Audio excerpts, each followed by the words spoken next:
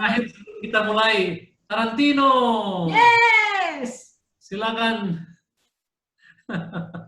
Tarantino, itu kaos bisa dibikin banyak, buat semua peserta harus besar. Pak Rizal, Bu Rina. Selamat. Terima kasih. Paling favorite tanggal 4 Mei. Nggak nyangka dalam waktu yang cukup panjang kita bareng ya. Terutama ulang tahun suami. Kalau pribadi saya berkesan tentang bahasa kasih dan awal yang benar. Jadi istilahnya suami menghargai istri. Nah, pertama kalinya ini Pak, dalam ulang tahun pernikahan kami saya mendapatkan bunga. Nah, selama ini mikirnya bunga uang. Cukup bunga mawar aja sudah sangat berkesan buat saya gitu. Nah, itu ternyata cukup berdampak buat anak-anak, terutama mungkin putri saya. Jadi setiap gambar itu kok misalnya ada cowok ngasih bunga ke cewek, ini papi, mami, seperti itu. Oh. Jadi benar-benar ke awal yang benar itu Pak. Soalnya sejak punya anak itu kita kan nggak pernah ngedate, jadi ya berusaha gimana biar romantis di rumah gitu.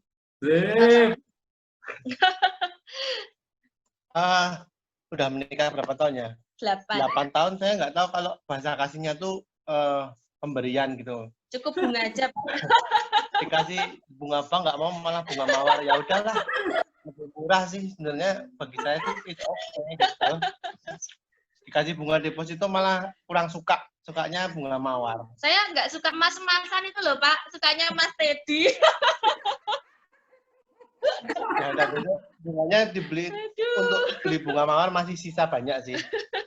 Oh. Bisa buat tahun-tahun depan. Ya, terima kasih Pak Rizal, Bu Rina. Bagus sekali. Kesetiaannya. Terima kasih juga kaos GKGW-nya. Iya, kaos GKGW. Terima kasih. Bahannya bagus banget. Ya, thank you ya. Jadi, kita kembali ke Ko Andi. Kita akan mulai sesi 17. Nanti mungkin ada kesempatan lagi untuk beberapa lagi sharing. Terima kasih Bapak Ibu semua yang sudah sharing.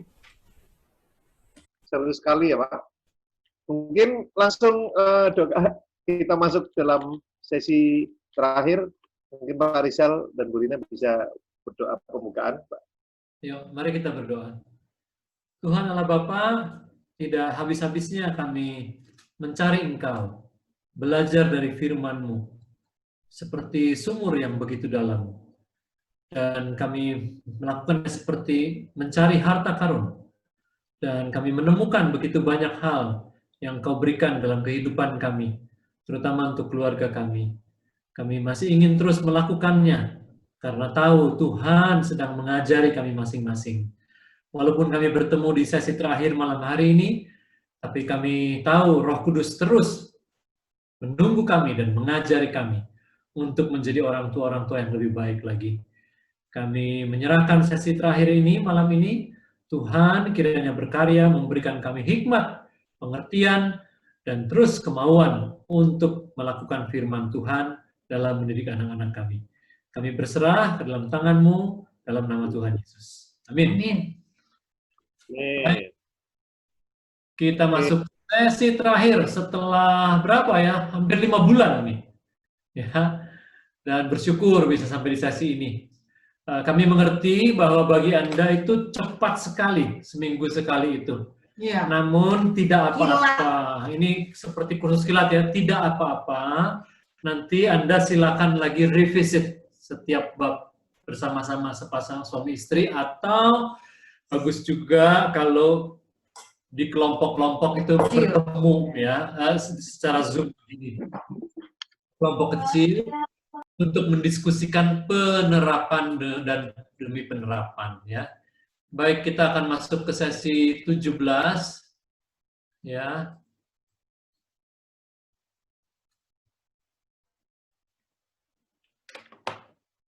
Ya. Sesi ini adalah untuk menekankan bagaimana membangun keluarga dengan cara mempererat hubungan orang tua dan anak. Dan di bab ini juga ada ide-ide bagaimana mengadakan itu acara keluarga, bagaimana membentuk identitas keluarga di halaman 406 sampai 415 gitu ya. Anda bisa melihat itu dan dapat ide-ide dari situ dan bisa melakukannya, jadi enak sekali. Dan di sini juga metode yang penting adalah bagaimana menciptakan struktur keluarga yang saling bergantung. Kemudian bagaimana membangun kitaisme di dalam keluarga, bukannya akuisme. Nah, hal yang penting, dengan terus membangun identitas keluarga, serta mempererat hubungan dengan anak-anak, orang tua nanti akan lebih siap untuk memasuki periode umur berikutnya dalam membesarkan anak, yaitu periode pra-remaja, pre-teen, dan periode remaja atau teen. Nah, sekarang silakan membuka halaman 501 buku Anda. Ada ayat Yohanes 1 ayat 16, karena dari kepenuhannya kita semua telah menerima kasih karunia demi kasih karunia. Setiap keluarga kita ada sekarang ini seperti ini, itu karena anugerah demi anugerah yang kita terima. Kita belajar juga bab demi bab, itu anugerah demi anugerah. Kalau kita berhasil di dalam 1-2 hal, berhasil menerapkan, itu juga anugerah demi anugerah. Tidak ada hal yang perlu bisa disombongkan dari semua itu, ya.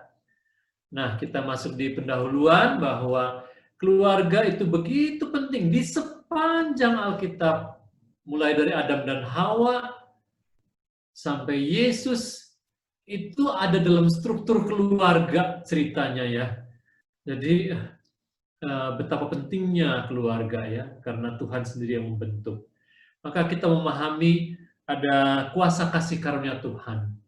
Ya, jadi Bapak Ibu, di sesi 17 untuk membangun keluarga yang sehat, kita perlu benar-benar mengerti bahwa semuanya itu betul-betul kasih karunia. Ya. Keluarga yang sehat seperti orang ya, bukan berarti tidak pernah sakit. Tidak ada keluarga yang sempurna. Keluarga kami juga pernah sakit tapi kemudian sembuh ya. Orang sehat begitu. Keluarga yang sehat bukan berarti kita tidak ada masalah. Ada masalah, ada kesalahan, tetapi kita dipulihkan dan kemudian menjadi lebih baik lagi. Dan itu pun juga kasih karunia Tuhan. Nah, kita mengenal kasih karunia Tuhan ada 3. Yang pertama adalah kasih karunia umum yang Tuhan berikan kepada seluruh manusia ciptaan. Kepada seluruh makhluk di bumi, Tuhan memberikan kasih karunia umum ya, seperti hujan, matahari, udara, yang diberikan dengan benar-benar kasih karunia yang besar untuk kita semua. Kemudian ada juga kasih karunia yang khusus. Bagi kita yang orang-orang yang dipilih untuk bisa percaya kepada Tuhan Yesus, itu adalah kasih karunia yang sangat spesifik dan khusus, dan kita sungguh bersyukur untuk hal ini. Ada juga kasih karunia yang generasional, yaitu generasional turun-temurun. Ini seperti Allah membuat covenant dengan Abraham ya, berjanji bahwa keturunanmu.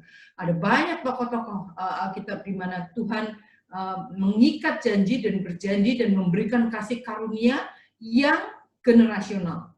Yang kita melihat di tokoh-tokoh iman, tokoh-tokoh orang Kristen yang sungguh-sungguh bagaimana kasih karunia turun-temurun itu terjadi. Bahwa itu melindungi keluarga dan anak-anak dan keturunan orang benar. Ya. Keturunan orang benar tidak akan meminta-minta dan banyak janji Tuhan yang lain. Dan oleh karena itu kita perlu membangun keluarga kita terus di dalam Tuhan. Karena Mazmur 107 ayat 1 jelas mengatakan jikalau bukan Tuhan yang membangun rumah, sia-sialah usaha orang yang membangunnya. Jikalau bukan Tuhan yang mengawal kota, sia-sialah pengawal berjaga-jaga.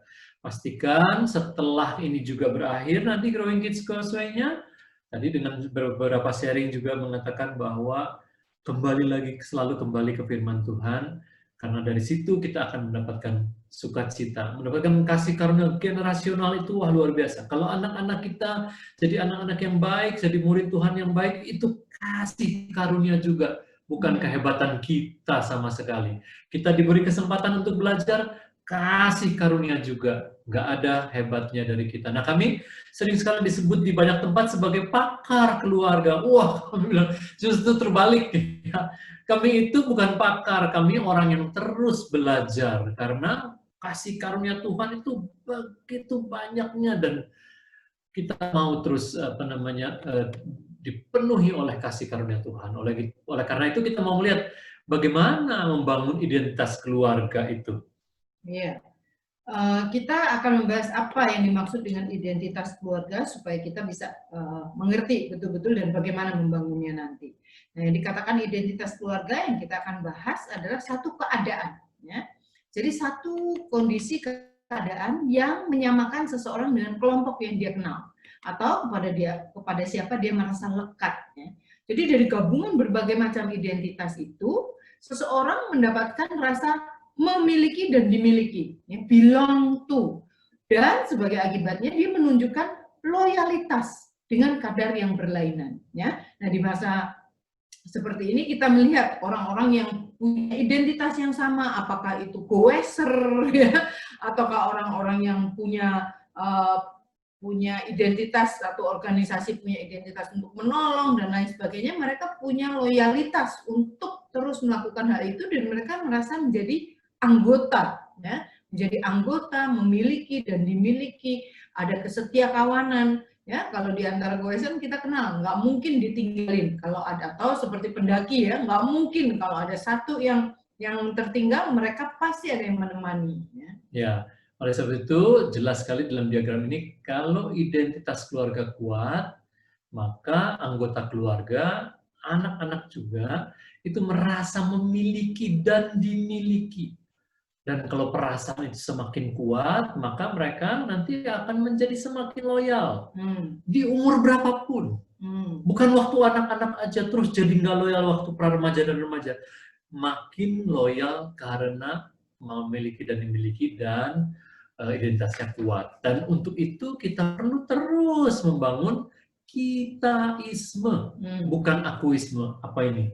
Nah, jadi kalau di keluarga, Bapak Ibu perlu melihat, ya, apakah kita sering menggunakan, nanti kita gimana, kita dalam setiap contoh-contoh di sesi-sesi sebelumnya, seringkali kalau kita pergi, ya, nah nanti kita bawa ini, kamu bawa itu, nah kitaisme itu perlu dibangun. Demikian juga untuk saling mengasihi antara kakak adik, itu juga perlu kita mendorong dengan memberikan oleh-oleh dan apa. Jadi kalau kitaismenya kuat, itu akan menumbuhkan rasa memiliki dan dimiliki dan keluarga menjadi loyal, ya. Jadi ini penting sekali bahwa kita sering-sering menggunakan kita waktu ada apa-apa. Jadi kita nanti gimana? Apapun masalah yang kita hadapi, gunakan kata kita ini benar-benar lebih sering, gitu ya. Karena kalau anak-anak waktu normal biasanya misalnya ada satu adiknya yang sakit. Nah, kalau kita tidak membangun identitas keluarga dengan kuat, salah satu anggota keluarga, jadi nanti aku gimana? Lesnya aku gimana? Aku terus yang muncul. Nah, kalau sebagai papa mama kita betul-betul menciptakan suasana dan memiliki identitas yang kita munculkan, maka kitaismenya akan betul-betul tumbuh dalam keluarga. Dalam hal yang lain adalah kami juga mengatakan di keluarga kami yang sudah kami jelaskan adalah ada family event, ya. Jadi orang anak-anak tahu, oh yang ini family event, jadi nggak boleh enggak. Itu harus ikut. Dan acara apapun yang mereka punya itu harus mengalah dibandingkan dengan family event. Jadi di dalam kami merencanakan aktivitas-aktivitas keluarga, lihat 1 bulan ke depan, 2 bulan ke depan, mereka sering bertanya, ini family event bukan? Oh bukan, ini kamu nggak ikut nggak apa-apa. Ya. Begitu. Jadi kami punya flag di setiap event yang mana yang family dan anak-anak tahu. Ya. Sehingga waktu hal itu dibahas sejak anak-anak masih kids, waktu mereka jadi preteen, mereka jadi teen, itu tetap sama. Jadi family event itu mereka tetap ada di situ dan itu membangun kitaisme. Ya. Contoh yang simple ya, sejak anak-anak masih kecil, kalau saya belanja ke supermarket gitu ya, anak-anak kan punya snack kesukaan masing-masing. Ada juga snack yang kita sebut snack family. Snack family artinya umum, ditaruh di tempat umum yang siapapun boleh berbagi gitu ya. Jadi snack pun nggak cuma masing-masing ini punya aku, punya kamu sendiri, tetapi kita sebut ada family snack ya, itu untuk bersama-sama. Termnya, istilahnya pun kami menggunakan family. Ya. Oke, dan kita lihat berikutnya adalah jadi apa tipe identitas keluarga kita masing-masing. Bisa beda-beda tentunya, sesuai dengan nilai-nilai yang mau diutamakan apa. Ada keluarga teman kami yang sangat lembut, karena papa mama lembut, anak-anak jadi sangat lembut. Nah kami nggak bisa ya begitu, lain-lain, tapi seperti juga perusahaan ya, ada corporate culture ya, berbeda-beda antar satu perusahaan dengan perusahaan lain, tapi selalu yang diusahakan adalah pasti yang baik. Begitu juga dengan keluarga. Ada keluarga-keluarga lain yang kulturnya adalah selalu mau berbagi, mau berbagi. Kalau kemana-mana bawa apa-apa, ngasih apa-apa, itulah Sangat identitas. murah hati. Ya. Jadi datang bawa oleh-oleh, orang datang pulang juga dikasih oleh-oleh. Bahkan kalau melihat buku yang bagus atau apa, mereka kan beli lebih dari satu untuk dikasih orang, gitu ya. Bapak Ibu mungkin kenal keluarga-keluarga yang seperti itu, yang sangat murah hati, ya. Ada juga keluarga yang pendoa. Iya, kami kenal satu keluarga yang betul-betul doa itu menjadi identitas mereka, karena orang tuanya bertumbuh di keluarga yang betul-betul family altarnya kuat, dan mereka selalu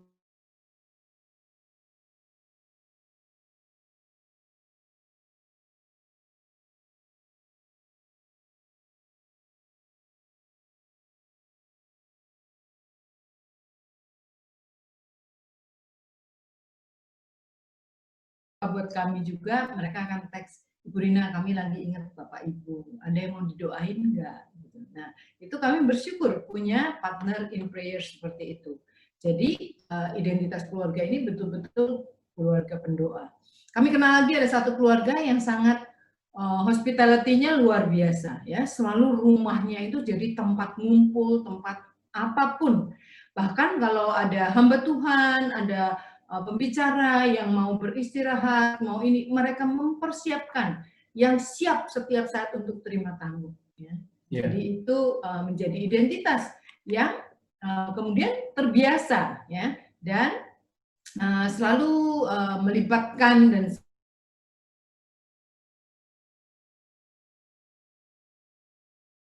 setiap event mereka selalu datang lebih pagi, ya, selalu menyediakan diri untuk membantu mempersiapkan, ya, mengatur segala sesuatunya. Terus kemudian sesudah selesai biasanya juga pulang paling akhir, menolong tuan rumah atau tempat umum untuk membereskan. Itu sudah menjadi warna.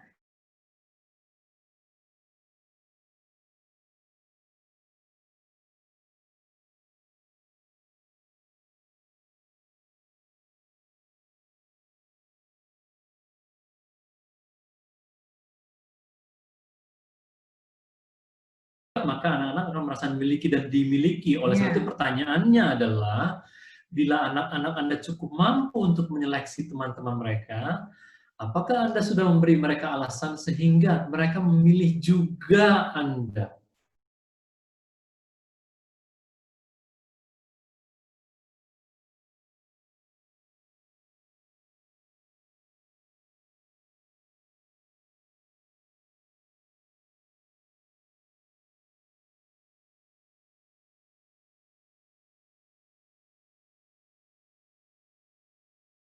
Di usia remaja itu lebih lagi. Nah, ini saya akan tekuk sampai ekstrim, ya. Nah, kalau kita nonton film itu kan ada geng-geng itu, ya, bahkan yang sampai ekstrim, mafia-mafia yang mereka punya loyalitas luar biasa. Waktu mereka diterima menjadi anggota geng itu, mereka bersedia untuk mati apapun yang ditugaskan, siap gerak. Karena apa? Karena mereka tahu mereka menjadi bagian, dan mereka memiliki keluarga itu dalam tanda kutip.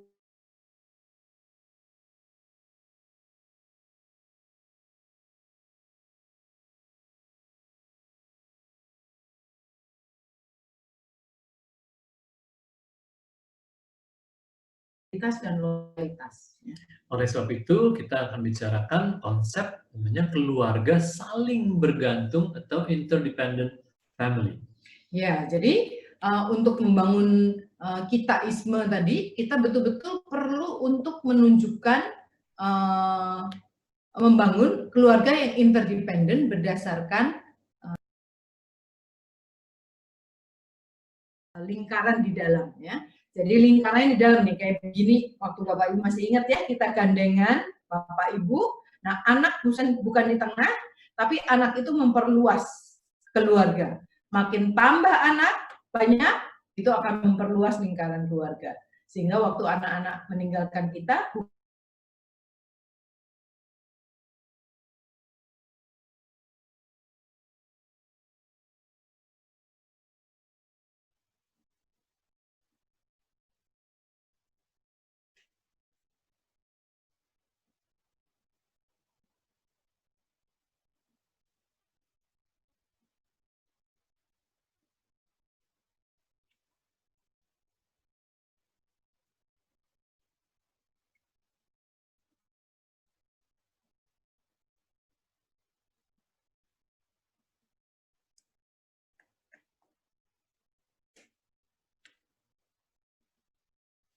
Kalau ada yang sudah selesai,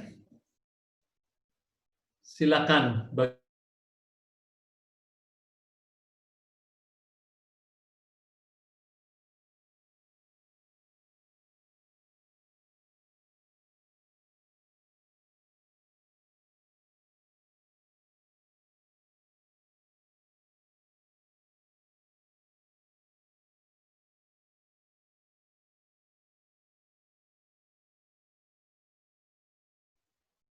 Jonathan Monica, boleh? Mau bagi berapa jam? Siapa saja, silakan. Jadi guru sekolah, Ya. 2 minggu, guru les Mandarin, sama guru musik. Total orang-orang itu dalam 1 minggu 40,5 jam. 40,5 jam. Bagus, terima kasih. Sama kami. Silakan, yang lain lagi.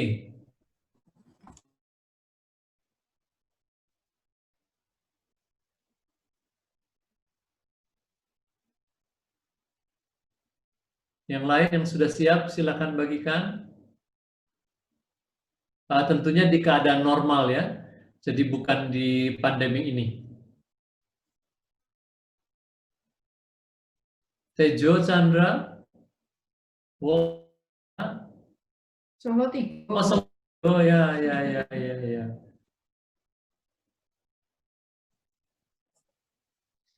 Halo? Ya, Halo. silakan. Siapa ini? Ya, kalau Nael untuk guru itu seminggu 24 jam. Oke. Terus les itu 4 jam 1 minggu. Sama adik-adik binaan saya mungkin sekitar 4-6 jam. Total berapa jadi? 32. Total 32. Bagus, terima kasih. ya. Ada yang lain lagi? Silakan.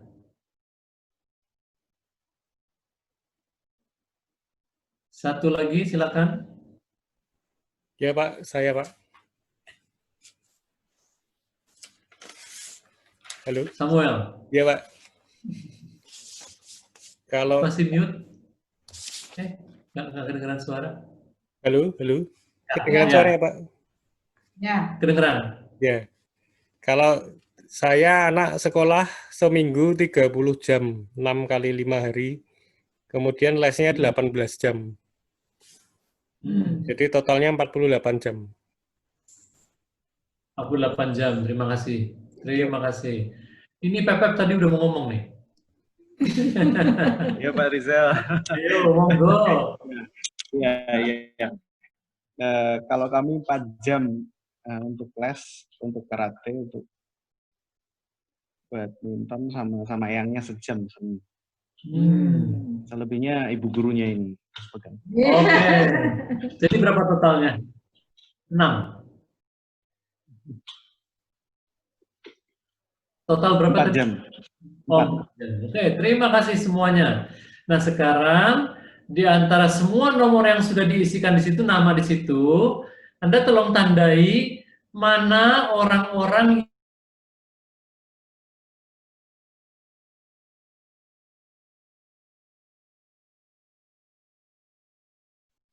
Jadi, sekali lagi, Anda tandai di antara nama-nama yang sudah didaftarkan tadi, mana yang nilai-nilainya, values-nya tidak sama dengan keluarga kita. Nah, yang tidak sama nilainya itu jadi berapa jam totalnya?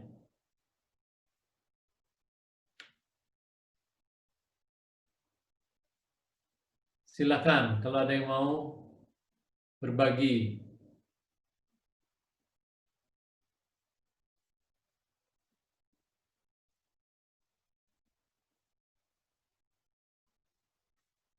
Tirza Ferdi?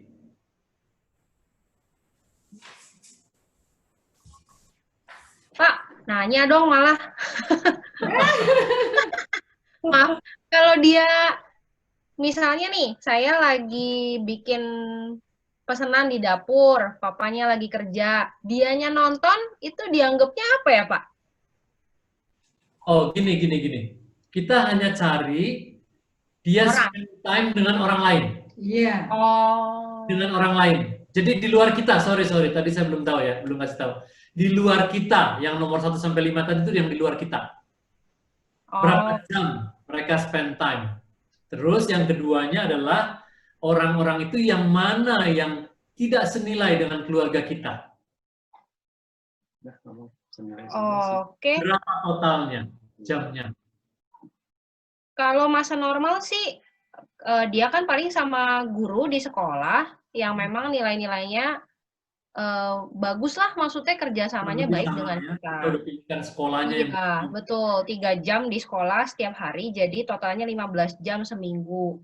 Yaitu tadi, sisanya sama kita. Paling kalau dia main ke rumah temennya, nah kadang-kadang ada banyak nilai-nilai di orang tuanya yang nggak sama dengan pendidikan. Nah, berarti yang terakhir itu berapa jam? Seminggu paling 2-3 jam sih. 3 jam. Oke, terima kasih. Oke, thank you. Ada yang lain yang lebih dari itu? Silakan. Agung, silakan. Kalau untuk Kaira 12 tahun itu dari 5 jam per minggu ya. Ini 8 jam itu bertemu dengan guru yang tidak seiman. Nilai-nilainya nggak terlalu melenceng, cuman memang ada hal-hal yang dia nggak terlalu sepaham dengan kami. Ya. Jadi minus 8, jadi kira-kira 46 jam. Sementara kalau untuk Ken adiknya 8 tahun itu ya, jadi 31 jam minus 8 jadi berapa? 23. Jadi 23 jam. 23 jam. Oke, ya. Bagus. Terima kasih. Ya. Satu lagi siapa?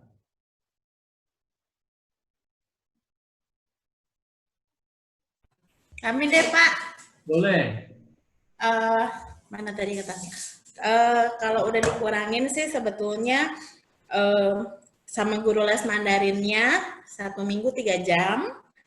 Lalu karena dia di sini nggak ada sekolah Kristen, jadi sekolah umum itu 32,5 jam. Walaupun nilainya secara umum sih sekolah ini baik ya. Jadi lebih ke yang disiplin dan lain-lain, sangat bertentangan sekali enggak, cuma mungkin ada misalnya kalau lagi ada kegiatan yang sifatnya kreativitas, memilih musik dan lain-lain, itu mungkin berbeda di situ. Itu ya.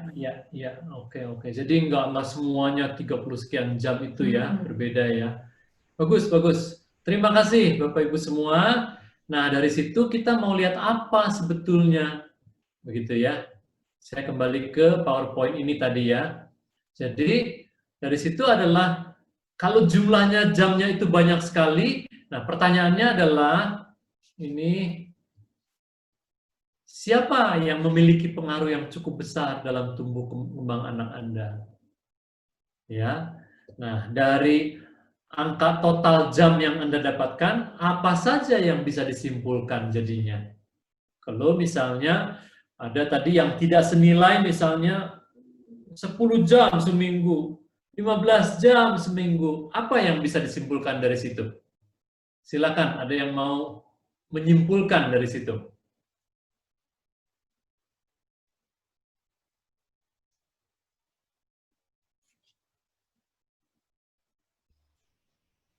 Faktor pengaruhnya orang lain, Pak. Ya, betul sekali. Jadi kita melihat dari situ berapa besar faktor pengaruhnya itu orang lain, begitu ya. Dan tadi kita identifikasi tidak senilai dengan kita. Bagus, terima kasih Bu Andi. Siapa lagi yang lain?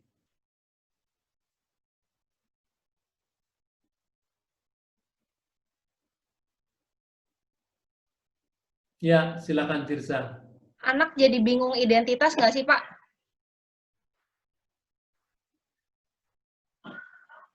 Anak jadi bukan identitas ya, tetapi pengajarannya jadi bertabrakan kayak gitu kan? Nah, iya itu maksudnya.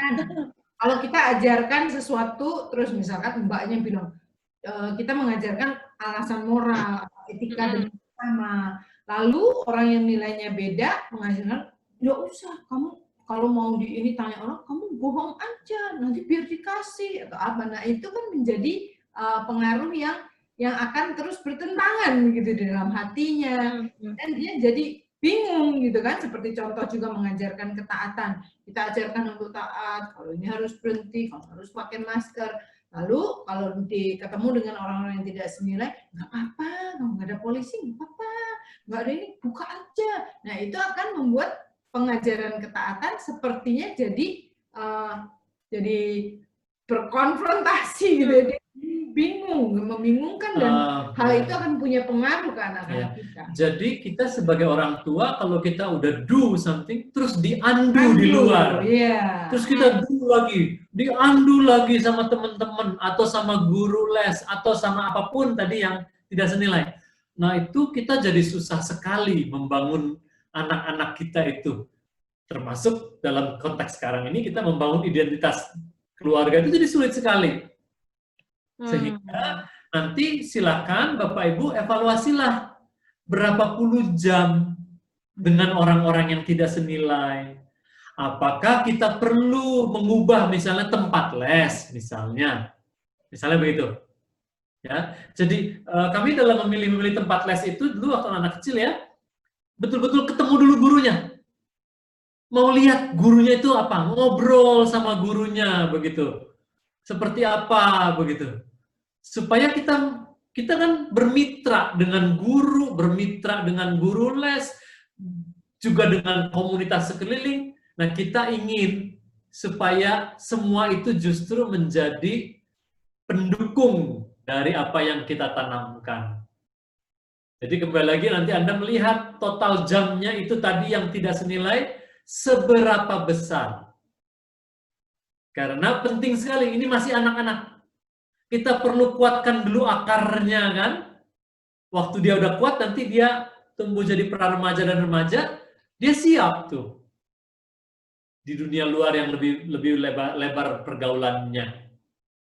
Ya, jadi itu penting sekali untuk melihat siapa yang memiliki pengaruh pada anak-anak kita. Dan usia-usia formasi yang masih kecil, itu betul-betul kalau mereka look up dan kepada seseorang yang dia meluangkan waktu banyak sekali untuk jangka waktu yang lama, mereka akan mengikuti apa yang diajarkan oleh orang-orang itu. Karena anak-anak kita masih kecil, pada setiap saat selalu ada orang yang bertanggung jawab atas mereka. Nah, jadi kita mau supaya mereka meluangkan dengan, seperti Pak Rizal tadi katakan, orang-orang yang menjadi mitra, bermitra dengan kita sebagai orang tua untuk menumbuhkan hal yang baik. Ya. Nah, silakan. Boleh bertanya sampai sini dulu. Ya, silakan, Agung. Oh iya, Pak Rizal, Bu Rina, kami ada pertanyaan. apakah pengaruh eksternal ini itu menyangkut juga keyakinan. Maksudnya begini, kami memang mencoba dari awal itu mencari guru, mencari pelatih, mencari coach yang nilai-nilainya sepaham. Cuman memang tidak semuanya anak Tuhan gitu. Ada juga yang berbeda keyakinan sekalipun nilai-nilainya 80-90% lah sejalan. Tidak semuanya memang. Konsep pengampunan juga mereka tidak terlalu tahu, tapi mereka ngerti bahwa aturannya, disiplinnya, kemudian berkata jujur dan seterusnya itu, tapi memang tidak bisa kami harapkan 100% mereka itu nilai kita, tapi masih bisa kita terima lah, masih bisa. Ya, bagus sekali, bagus sekali. Ini real dan kita adalah hidup di lingkungan yang mayoritas bukan seiman dengan kita. Jadi kita realistis. Yang tadi dikatakan bagus. Mereka tidak seiman, tapi secara nilai-nilai itu kurang lebih 80-90% sama. Itu bagus. Dan itulah yang kita mau. Gitu ya. Karena memuridkan anak-anak kita itu adalah tugas kita sebagai orang tua. Ya. Dan kalau mereka di sekolah, di tempat-tempat umum, dan mereka diajarkan nilai-nilai yang baik, yang betul-betul secara umum itu baik, ya justru mendukung gitu ya. Kalau mengenai iman itu betul-betul diwariskan dari orang tua, dan orang tua bertanggung jawab untuk hal itu. Kalau orang di luar kan yang tidak seiman misalnya tetap sama-sama menekankan kejujuran, sama-sama menekankan disiplin, tertib, ketepatan waktu, itu yang kita cari. Bahkan sebaliknya ya, kalau dilihat sebaliknya, mungkin Bapak Ibu juga kenal dengan teman-teman, seperti kami juga punya teman-teman yang bukan orang Kristen, tetapi mereka mau menyekolahkan anaknya ke sekolah Kristen karena melihat nilai-nilai yang baik. Gitu ya. Jadi itu pun bisa berlaku sebaliknya. Iya, jadi boleh begitu memang. Bagus, terima kasih. Pertanyaan yang lain. Langsung aja raise hand kalau ada yang mau nanya, atau bisa lewat chat. Ya, silakan kalau ada yang mau nanyain.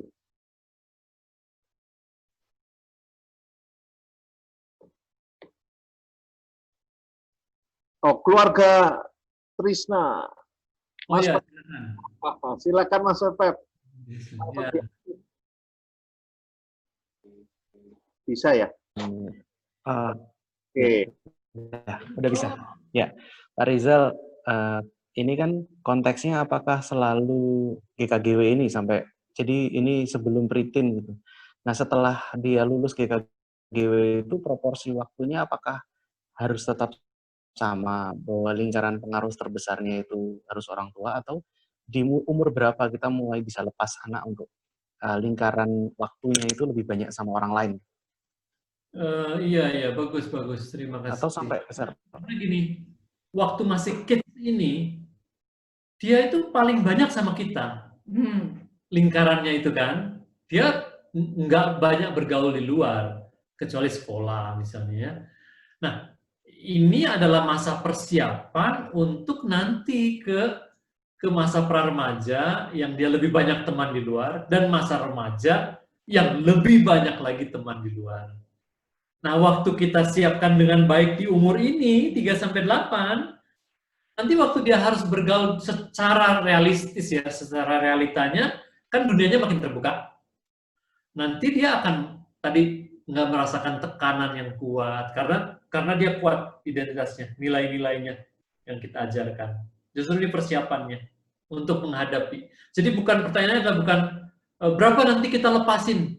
Dia akan dengan sendirinya secara normal begitu, secara wajar. Begitu ya. Sesuai dengan perkembangan, mereka akan mulai terlibat dengan kegiatan-kegiatan yang lebih heterogen ya. Mereka akan mulai, apalagi di usia nanti remaja itu mulai berorganisasi, mulai terlibat di hal-hal ekstrakurikuler yang lebih luas lagi, yang dengan komunitas, dan itu akan mempersiapkan sehingga dia bisa istilahnya stand alone, gitu ya, punya keyakinan yang nggak akan dipengaruhi, tapi justru mungkin dia akan bisa memberi pengaruh untuk hal-hal yang betul-betul diyakini sebagai sesuatu yang baik Ya, begitu ya. Terima kasih, Beb. Silakan yang lain. Ada pertanyaan di chat, Pak. Ini sebentar. Pak dan Bu Rizal, saya ingin bertanya tentang kondisi yang banyak dialami oleh teman-teman kami. Bagaimana jika kedua orang tua bekerja dan anak-anak dititipkan ke orang tua atau mertua yang belum mengenal Tuhan? Sehingga nilainya banyak berbeda. Apa yang harus dilakukan dalam situasi demikian? Ya. Ya, banyak di antara kita adalah generasi pertama yang mengenal Tuhan. Ya. Ada banyak di antara teman-teman kami juga yang orang tuanya belum mengenal Tuhan. Nah, tetapi waktu perintah Tuhan mengatakan untuk kita menghormati orang tua, itu tidak tergantung kondisi mereka apapun. Jadi meskipun kita sudah sebagai satu keluarga, itu sangat tetap didorong supaya kita menghormati orang tua. Dan bahwa mereka mau bersedia untuk menolong kita, menjaga anak-anak sewaktu kita bekerja, itu adalah hal yang baik sekali. Jadi waktu kita mengajar, menitipkan anak-anak, kalau orang tua kita sekali lagi sama ya, belum mengenal Kristus dan justru melihat anak-anak kita yang bisa memberikan kesaksian melalui anak-anak, banyak orang tua dimenangkan ya. Seperti juga di antara kita, waktu kita Kristen, ada banyak orang tua dari generasi anak-anak yang generasi pertama Kristen, yang kemudian orang tuanya kemudian menjadi Kristen melalui kesaksian perubahan hidup anak-anak ya, melalui kita bahwa kita dan mereka secara bertahap memiliki pemahaman, atau kalau kita konsel di rumah terus mereka melihat kasih di antara teman-teman konsel, sehingga itu menjadi kesaksian bagaimana dia dikasihi oleh teman anak-anaknya yang seumuran gitu ya, dan kemudian kita melibatkan mereka untuk melihat komunitas kita waktu kita ngumpul, mama diajak ya, jadi mereka bisa melihat, dan itu adalah melalui kesaksian hidup. Jadi kalau untuk orang tua, dan memang ada banyak hal baik yang mereka lakukan dan mereka betul-betul bersedia menolong, kita berterima kasih dan tetap menghormati. Sementara mencari dan melihat setiap kesempatan kita bisa membagikan kepada orang tua kita. Ya, di pihak lain adalah kalau dikatakan tadi bagaimana banyak spend time dengan akung, dengan ama, dengan opa, dengan oma yang nilainya berbeda. Ya, itu realitanya begitu. Pertanyaannya adalah dalam kerangka bagaimana kalau papa dan mama atau suami istri dua-duanya bekerja. Ini memang tidak mudah, begitu ya. Dan semakin ke sini, semakin banyak yang suami istri dua-duanya bekerja penuh waktu. Namun setiap kali dihadapkan pada ini, kami ingin mendorong Anda semua untuk zaman sekarang ini justru lebih banyak pekerjaan yang bisa dilakukan secara paruh waktu. Atau disebut juga sebagai misalnya home based business. Begitu ya.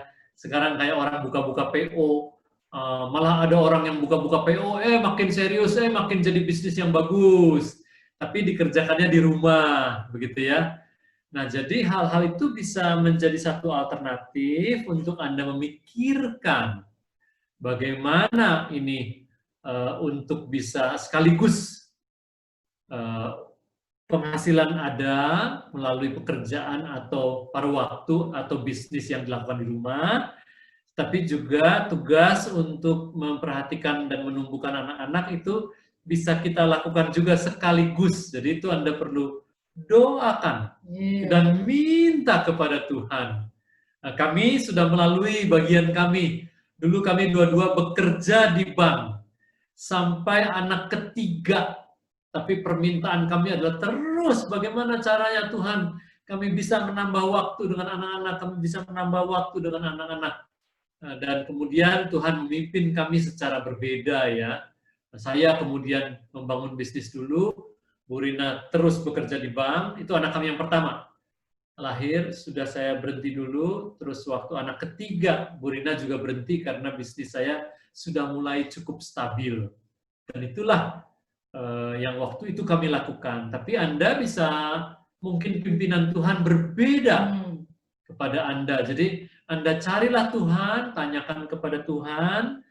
Tuhan pasti lebih ingin lagi daripada Anda supaya kita punya waktu yang lebih banyak dengan anak-anak kita ini.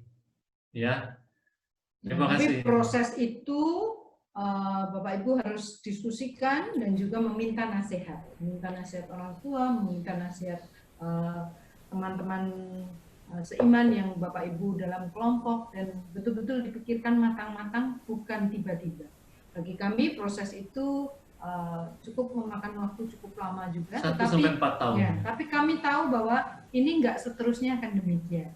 Jadi kami punya kerinduan dan kita mengarah ke tujuan tersebut, bahwa supaya kami punya waktu untuk anak-anak. Atau awalnya permintaannya cuma supaya saya yang bisa berhenti duluan atau melakukan usaha yang bisa home base atau part time atau apa begitu ya. Tapi transisi itu nggak tiba-tiba begitu ya. Oh ya begini, udah kita berkeyakinan, udahlah kita stop apapun ini. Tapi betul-betul harus didiskusikan, diperhitungkan dan prosesnya dipersiapkan. Ya. Sambil terus mendoakan dan bagaimana Tuhan memimpin keluarga. Bapak Ibu, setiap keluarga Tuhan akan pimpin dan jawab. Ya, karena bagaimanapun dalam memuridkan anak kita perlu waktu yang cukup untuk melakukannya. Begitu ya. Pertanyaan berikutnya. Butuh niat dan keberanian ya Pak? Ya, betul sekali.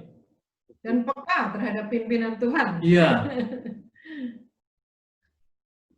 Oke, ini ada pertanyaan Pak tentang dunia luar yang non-Kristen mengajarkan nilai-nilai yang baik. Sepertinya perlu diperhatikan juga karena sekilas kelihatannya mungkin sama di permukaannya, tetapi motifnya beda. Karena Kristen ngomong tentang etika motivasi. Misalnya berbuat baik, kelihatannya banyak orang di luar Kristen bahkan yang lebih murah hati dan melakukan banyak kebajikan, tetapi termotivasi, tetapi memiliki motivasi yang berbeda. Untuk itu kita perlu menekankan kepada anak-anak bedanya dengan pengajaran non-Kristen yang kelihatannya baik di luar tetapi berbeda banget di dalamnya. Itu bagaimana, Pak? Ya, betul sekali. Realitanya begitu. Di luar banyak yang berbeda. Kalau kita biasa banyak non-conflict time, banyak cerita dengan anak, pembicaraan-pembicaraan seperti itu juga akan dilakukan. Jadi kalau nanti dia hadapi, dia bilang, kok temanku gini sih, Pi? Temanku kok gini mikirnya? Oh ya, jangan dibenturkan. Ya, jadi kita bilang, oh ya, enggak apa-apa, memang orang itu beda-beda. Nah, kalau kita itu gini cara mikirnya, karena Papi belajar dari Alkitab begini. Tapi temanmu begitu, ya nggak apa-apa. Kamu tetap boleh main. Nah, nanti kalau ada apa yang beda-beda lagi, kamu bilang lagi sama Papi, Papi senang dengernya kalau yang beda-beda gini. Begitu ya. Jadi jangan takut begitu dengan itu, tapi dampingi anak, ngobrol dengan anak seperti itu. Ya. Oke. Ya. Asik banget, Pak. Terima kasih itu. Tipsnya bagus sekali. Apakah ada indikator untuk mengetahui bahwa anak siap untuk dilepas keluar? Misalnya, untuk sekolah di luar kota atau untuk kos?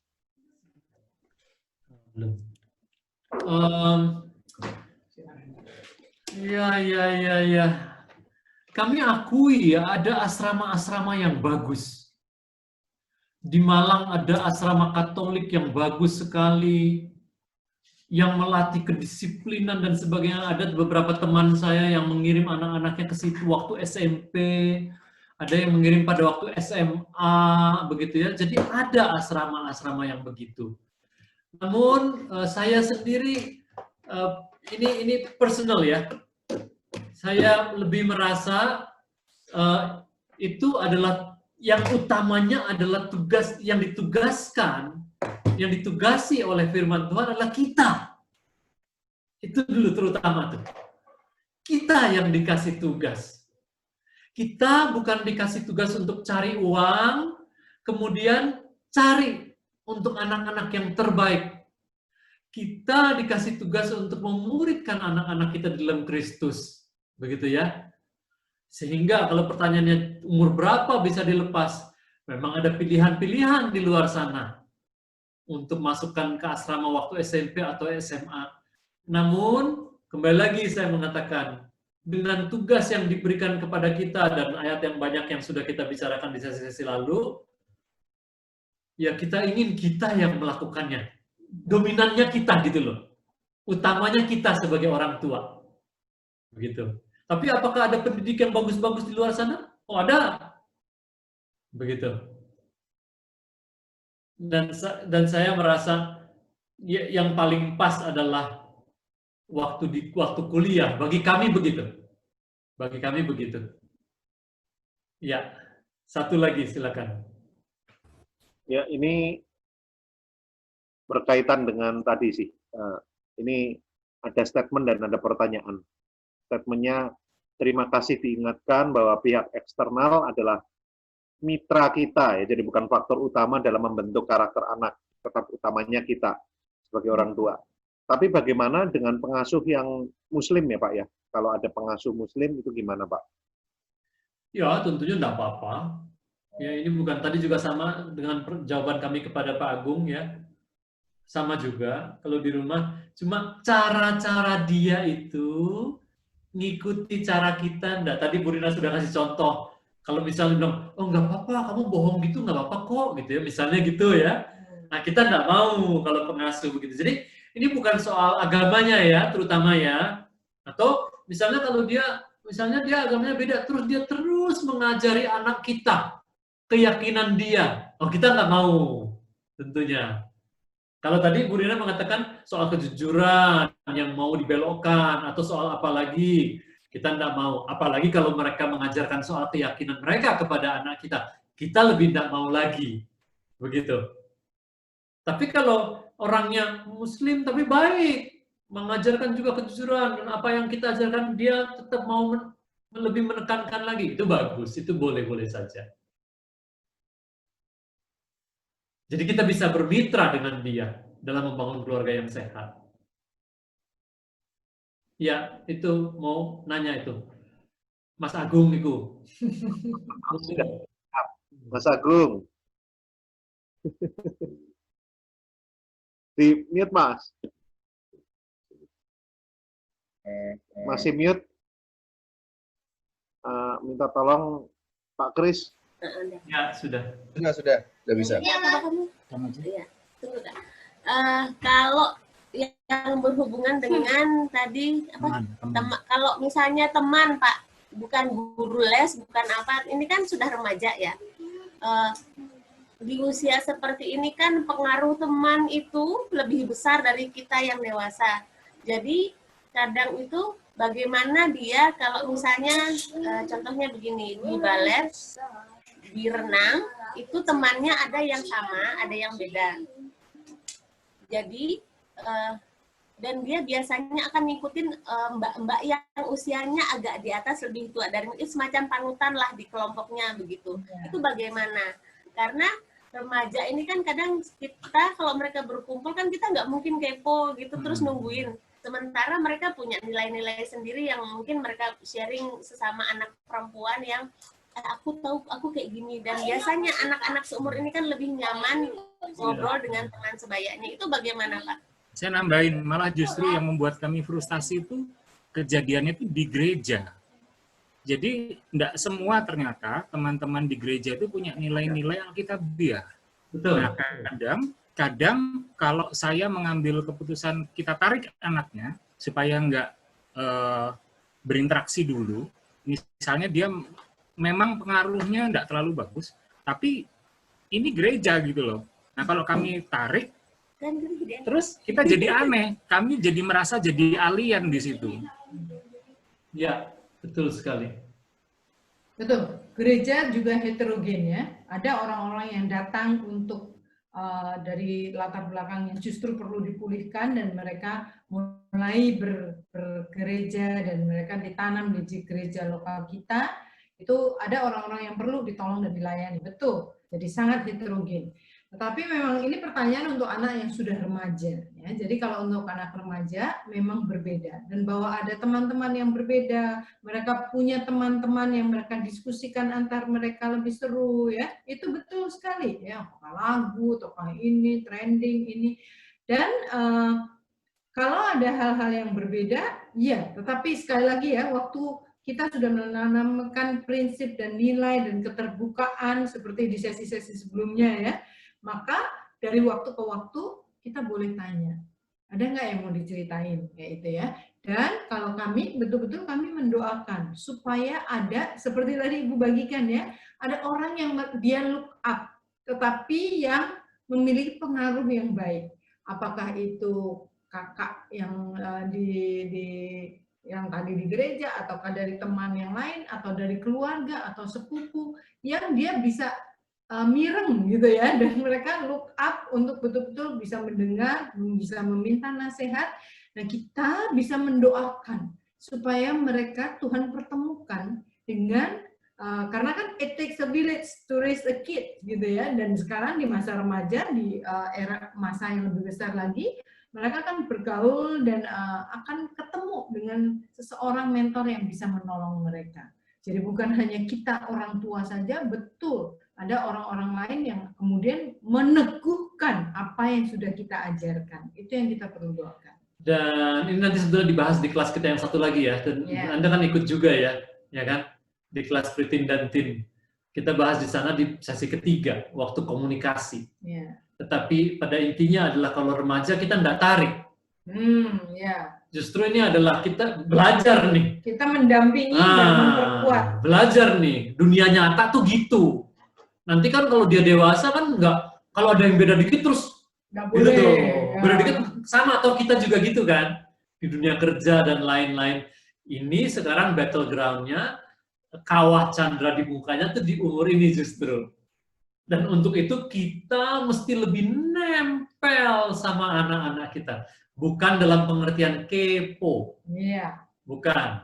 Jadi masa remaja dikatakan masa penuh kesempatan. Kesempatan untuk mendampingi dan mematangkan mereka. Iya. Jadi bukan kepo ya kita ya, tapi kita berteman makanya. Oleh sebab itu, saya mau masuk dulu ke bagian berikutnya ya, Ko Andi ya. Bapak Ibu, kita masuk dulu ke bagian berikutnya ya, supaya kami selesaikan dulu. Jadi sekarang presentasi ini, nah kita lihat dulu ya, jadi memahami sasaran orang tua dari segi hubungan.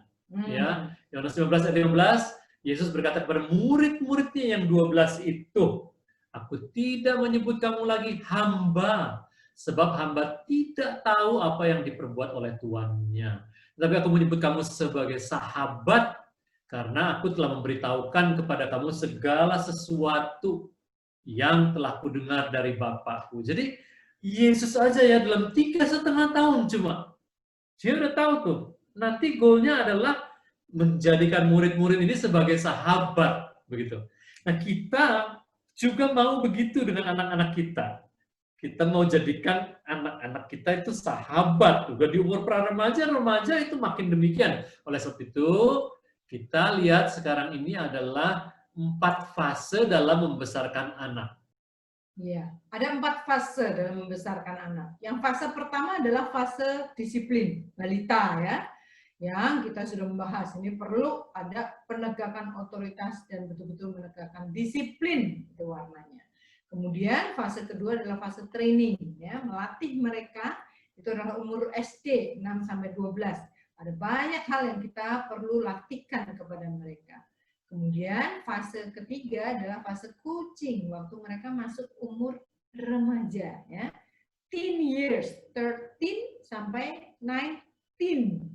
Kemudian fase yang terakhir ini yang menjadi tujuan, yang dikatakan hubungan, ya. Fase yang keempat adalah sahabat, yaitu 19 tahun ke atas. Nah, kita akan melihat karakteristik dari setiap fase seperti apa. Ya, walaupun Anda lihat dalam 503 isian itu, umurnya kami sesuaikan sedikit ya. Jadi 13 sampai 19 itu adalah teen years coaching, dan 19 ke atas itu adalah fase 4 itu adalah persahabatan. Nah, kalau dilihat dalam bentuk diagram jadi seperti ini. Ya. Ada bagian disiplin, training, coaching, dan sahabat. 4 fase dalam membesarkan anak. Dan Anda lihat ada kurva yang menurun, garis lengkung yang menurun itu adalah garis otoritas. Jadi, waktu anak-anak masih kecil, otoritas kita harus tinggi. Semua kita tentukan. Makanannya, bajunya, jadwalnya, segala macam. Tapi, waktu umurnya makin naik, 6, 7, 8, itu tuh harus turun. Kalau itu nggak turun, manteng terus si garis itu, anak-anak jadi bete sekali. Itu yang disebut sebagai Efesus 6 ayat 4, hai bapak-bapak janganlah bangkitkan amarah anakmu, begitu ya. Ya, itu jadi turun dia. Apalagi udah ke 13 sampai 19 turun terus. Tapi digantikan dengan garis lengkung yang satunya lagi, yaitu pengaruh. Jadi, sementara otoritas kita turun, pengaruh kita makin naik. Pengaruh itu apa? Teladan. Kalau otoritas itu banyak melalui kata-kata, kalau pengaruh itu banyak melalui contoh hidup. Ya, apapun yang kita ingin anak-anak kita lakukan terlebih dahulu. Kita ingin dia jadi seperti apa, kita tunjukkan dulu seperti itu, begitu.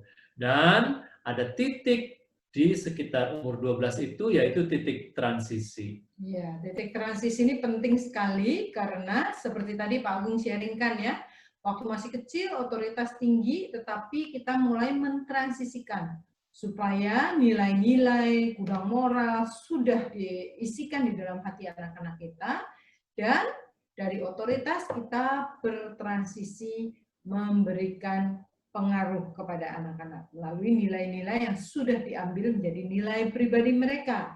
Nah, pada masa transisi ini kita justru akan mendampingi bagaimana, lebih banyak bagaimana. Mau tahu nggak kalau mama papa gimana ya? Nah, itu akan menunjukkan bagaimana kita mulai mempercayakan kepada mereka dan memberikan terutama hal-hal yang menjadi tanggung jawab pribadi mereka. Nah, ini yang selalu harus diingatkan adalah orang tua, karena anak-anak dengan sendirinya udah tambah umurnya, tapi kalau orang tua tidak siap untuk bertransisi, jadi waktu anak udah sampai umur 10, 11, 12, orang tua tetap menggunakan cara-cara waktu di umur 5, 6, 7, nah anak-anak jadi frustrasi. Tetap kasih tahu ya. Nah, indikatornya adalah anak-anak kalau jawab sering, aku tahu, mami, kamu gini nih, I know, ya, aku tahu. Karena apa? Secara pengetahuan mereka sudah tahu. Tapi perlu kita mendampingi di masa transisi adalah bagaimana supaya mereka bisa melakukan hal-hal yang menjadi tanggung jawab pribadi mereka. Dan ini disebut sebagai pola hubungan dewasa sejak umur 8. Maka sesudah growing kids itu preteen, kita orang tua udah lain banget, itu pakai pola hubungan dewasa. Dan itu dijelaskan nanti di kursus yang berikutnya, middle years atau preteen. Nah, sekarang kita masuk dulu kepada 2 saja ya. Berikut ini akan dibahas hanya 2 fase pertama, yaitu disiplin dan training. Ya. Ya, pada fase disiplin ada karakteristik berikut ini. Ya. Fase disiplin itu fokusnya adalah apa? Ya, anak-anak balita kan suka tanya, ini apa mami? Itu apa? Ini apa? Semua adalah apa? Karena semuanya adalah hal baru. Dan kita mengajarkan mereka banyak mengenai apa. Ya, tetapi sesudah fase disiplin ini, nanti kita akan berkembang ke fase yang mempersiapkan mereka ke fase berikutnya. Oleh sebab itu, supaya fase berikutnya baik kita bisa mendampingi mereka, pada fase ini penting sekali untuk menegakkan otoritas tadi ya, supaya mereka taat. Nah, itu adalah periode untuk menanamkan ketaatan. Oleh sebab itu, betul-betul sesi 9 dan isu-isu disiplin, konsekuensi, dan lain sebagainya yang kita sudah bahas di sesi-sesi sebelumnya, itu sangat penting pada fase disiplin. Ayat-ayatnya sudah sering kita bahas. Keluaran 20 ayat 12 adalah perintah kelima dari 10 perintah Allah. Hormatilah ayahmu dan ibumu. Kita masukkan itu sebagai gudang moral. Efesus 6 ayat 1 adalah taatilah ayahmu dan ibumu ya. Itu. Nah, kemudian yang berikutnya adalah Ya, kita sudah belajar ya di sesi mengenai isu disiplin untuk mengurangi pilihan bagi anak-anak di usia yang masih dini ya, mengenai corong gitu. ya. Jadi contohnya di kami adalah ini waktu anak-anak kami umur 4, 3 dan 2. Nah, Anda lihat mereka semuanya itu duduk di high chair. Ya.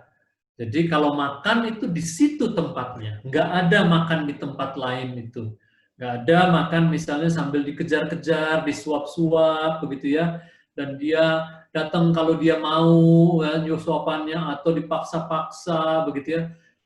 Kalau kita berikan tempat yang pas dan dia tahu itu tempatnya, nanti hal-hal lain itu jadi semua itu pada tempatnya begitu ya.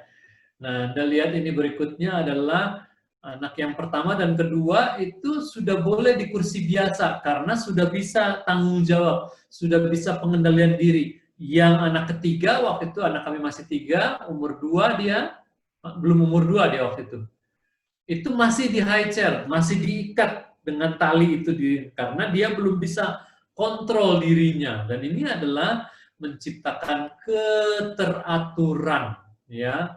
Kalau kita bisa mendisiplinkan mereka sejak kecil. Ini yang berikutnya adalah hal lain lagi. Ya, kalau sore hari mereka suka nonton ya, kami izinkan mereka nonton DVD zaman itu ya. Nah, mereka duduk di kursi ini ya. Ini adalah kursi teater.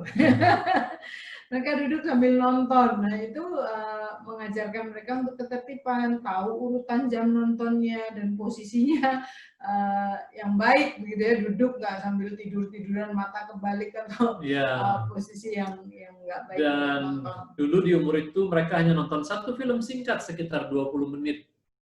Itu sudah ada di library mereka, itu khusus pilihan semuanya.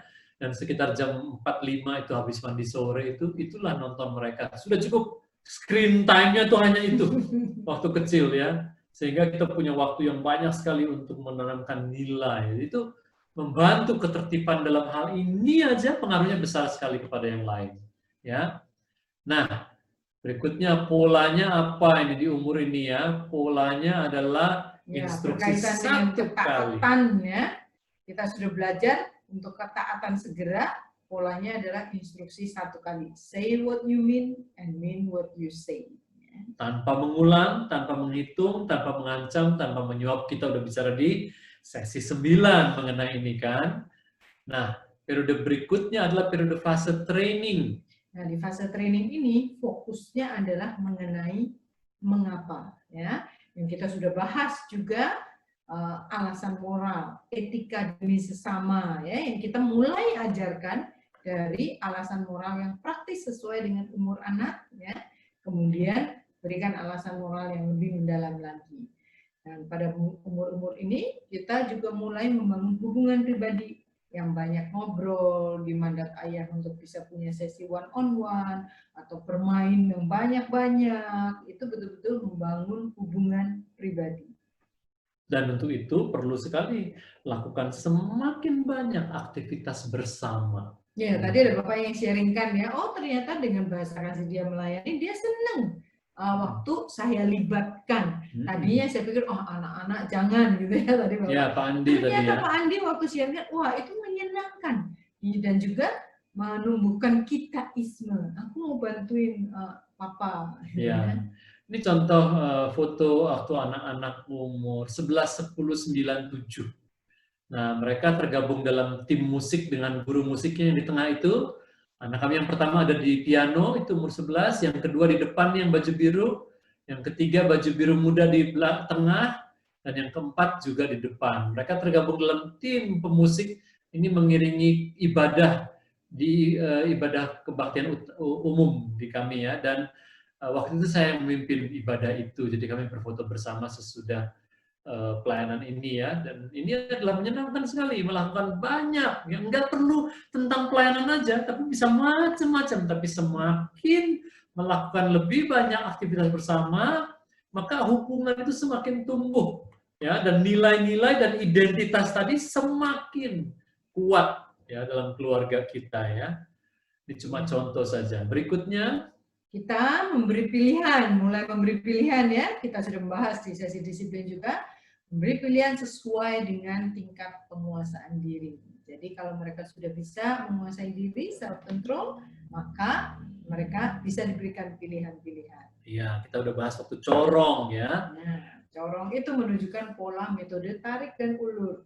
Kalau ternyata dia belum punya penguasaan diri dan memiliki karakteristik yang seperti itu, maka kita kembali lagi ke corong, seperti menarik dan mengulur. Iya, dan anak yang satu bisa berbeda dengan yang anak yang lain, tergantung Dalam tanggung area yang jawabnya. berbeda. Kalau yang satu udah bisa tanggung jawab, bisa diulur. Yang lain belum bisa tanggung jawab, belum bisa disiplin, kita tarik lebih kencang, lebih kecil corongnya. Ya. Nah, halaman 504 yang terakhir sekali adalah Ya, identitas keluarga juga, keluarga yang sehat. Waktu kita memilih identitas keluarga sebetulnya adalah untuk menjadi kesaksian bagi orang. Ya, bagaimana kita betul-betul menghidupi iman kita, karena waktu anak-anak sesudah umur kids dan memasuki masa pra-remaja, pertanyaan mereka sering, kenapa nggak boleh? Gitu ya. Kenapa nggak boleh? Apa? Nah, pada masa ini penting sekali. Pada akhir ini kita perlu membahas untuk memilih apa yang baik. Tidak semua hal yang boleh dilakukan itu adalah hal yang baik. Jadi kita pada akhir sesi ini perlu mengajarkan untuk betul-betul memilih yang baik. Filipi 1 ayat 10, betul-betul untuk memilih berarti mengusahakan yang baik. ya, jadi ayatnya berbunyi ya, sehingga kamu dapat memilih apa yang baik supaya kamu suci dan tak bercacat menjelang hari Kristus ya. Jadi kita mengajari mereka, anak-anak kita untuk selalu memilih apa yang baik. Walaupun nanti pengaruh teman-teman yang nggak baik, bagaimana memilih yang baik tetap ya, karena Kristus, karena nilai-nilai keluarga kita. Ya, jadi kata yang baik berarti melampaui atau melebihi. Ya. Dan ini akan menjadi ringkasan. Ada 3 tipe prakarsa moral. Ya. Yang pertama, baik itu mencerminkan tingkat sopan santun yang minimum. Courtesy ya, satu standar di lingkungan sosial kita dan komunitas dan di mana kita berada. Itu melakukan hal yang baik adalah karena mencerminkan level yang minimum dari satu sopan santun. Yang kedua, lebih baik itu mencerminkan keluarga kita, identitas keluarga kita, apa kita melakukan yang ekstra. Ya. Tetapi kalau kita melakukan yang terbaik, bukan karena orang itu baik, tetapi betul-betul terbaik, tidak membedakan, itu akan mencerminkan demikianlah Tuhan, ya, panjang, lebar, tinggi, dalam, luas kasih Tuhan untuk orang. Jadi kembali lagi ya tadi ya, kalau lingkungan anak-anak kita walaupun tidak seiman, tapi sopan santunnya baik, kok kita mau terima. Atau anak-anak kita, atau kita melihat, teman-teman itu yang imannya berbeda, kok dia orangnya lebih baik ya? Atau anak kita menjelaskan, aku punya teman, dia agamanya muslim, tapi dia baik banget, kok kita juga terima, betul-betul, wah bagus. Kamu bisa belajar juga dari dia, begitu ya. Boleh, namun kita mau menyerahkan semuanya itu bisa berbeda motivasinya. Kita melakukannya karena untuk Tuhan. Ya, jadi kita menjelaskan seperti itu kepada anak-anak, dan di sesi ini adalah prinsip kuncinya itu memilih apa yang terbaik. Sebagai keluarga yang sehat, membangun keluarga yang sehat, kita sebagai keluarga interdependen, punya nilai-nilai, dan anak-anak kita juga jadi demikian untuk selalu memilih apa yang terbaik. Dan di sesi ini udah nggak ada PR. Kenapa? Karena PR-nya semua bab. Mesti dilakukan ulang, begitu ya. Ya, silakan pertanyaan-pertanyaan.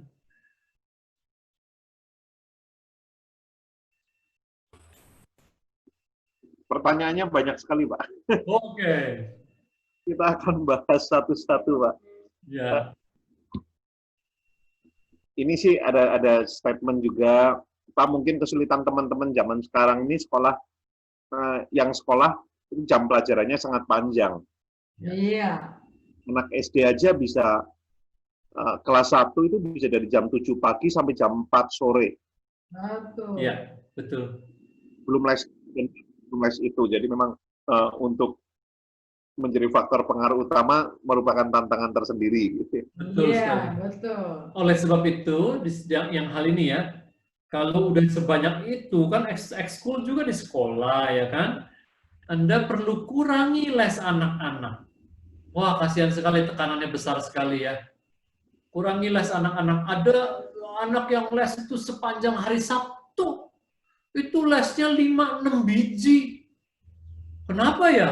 Oh, karena nggak ada waktu lain, kata orang tuanya. Tapi jadi kapan ketemu papa mamanya?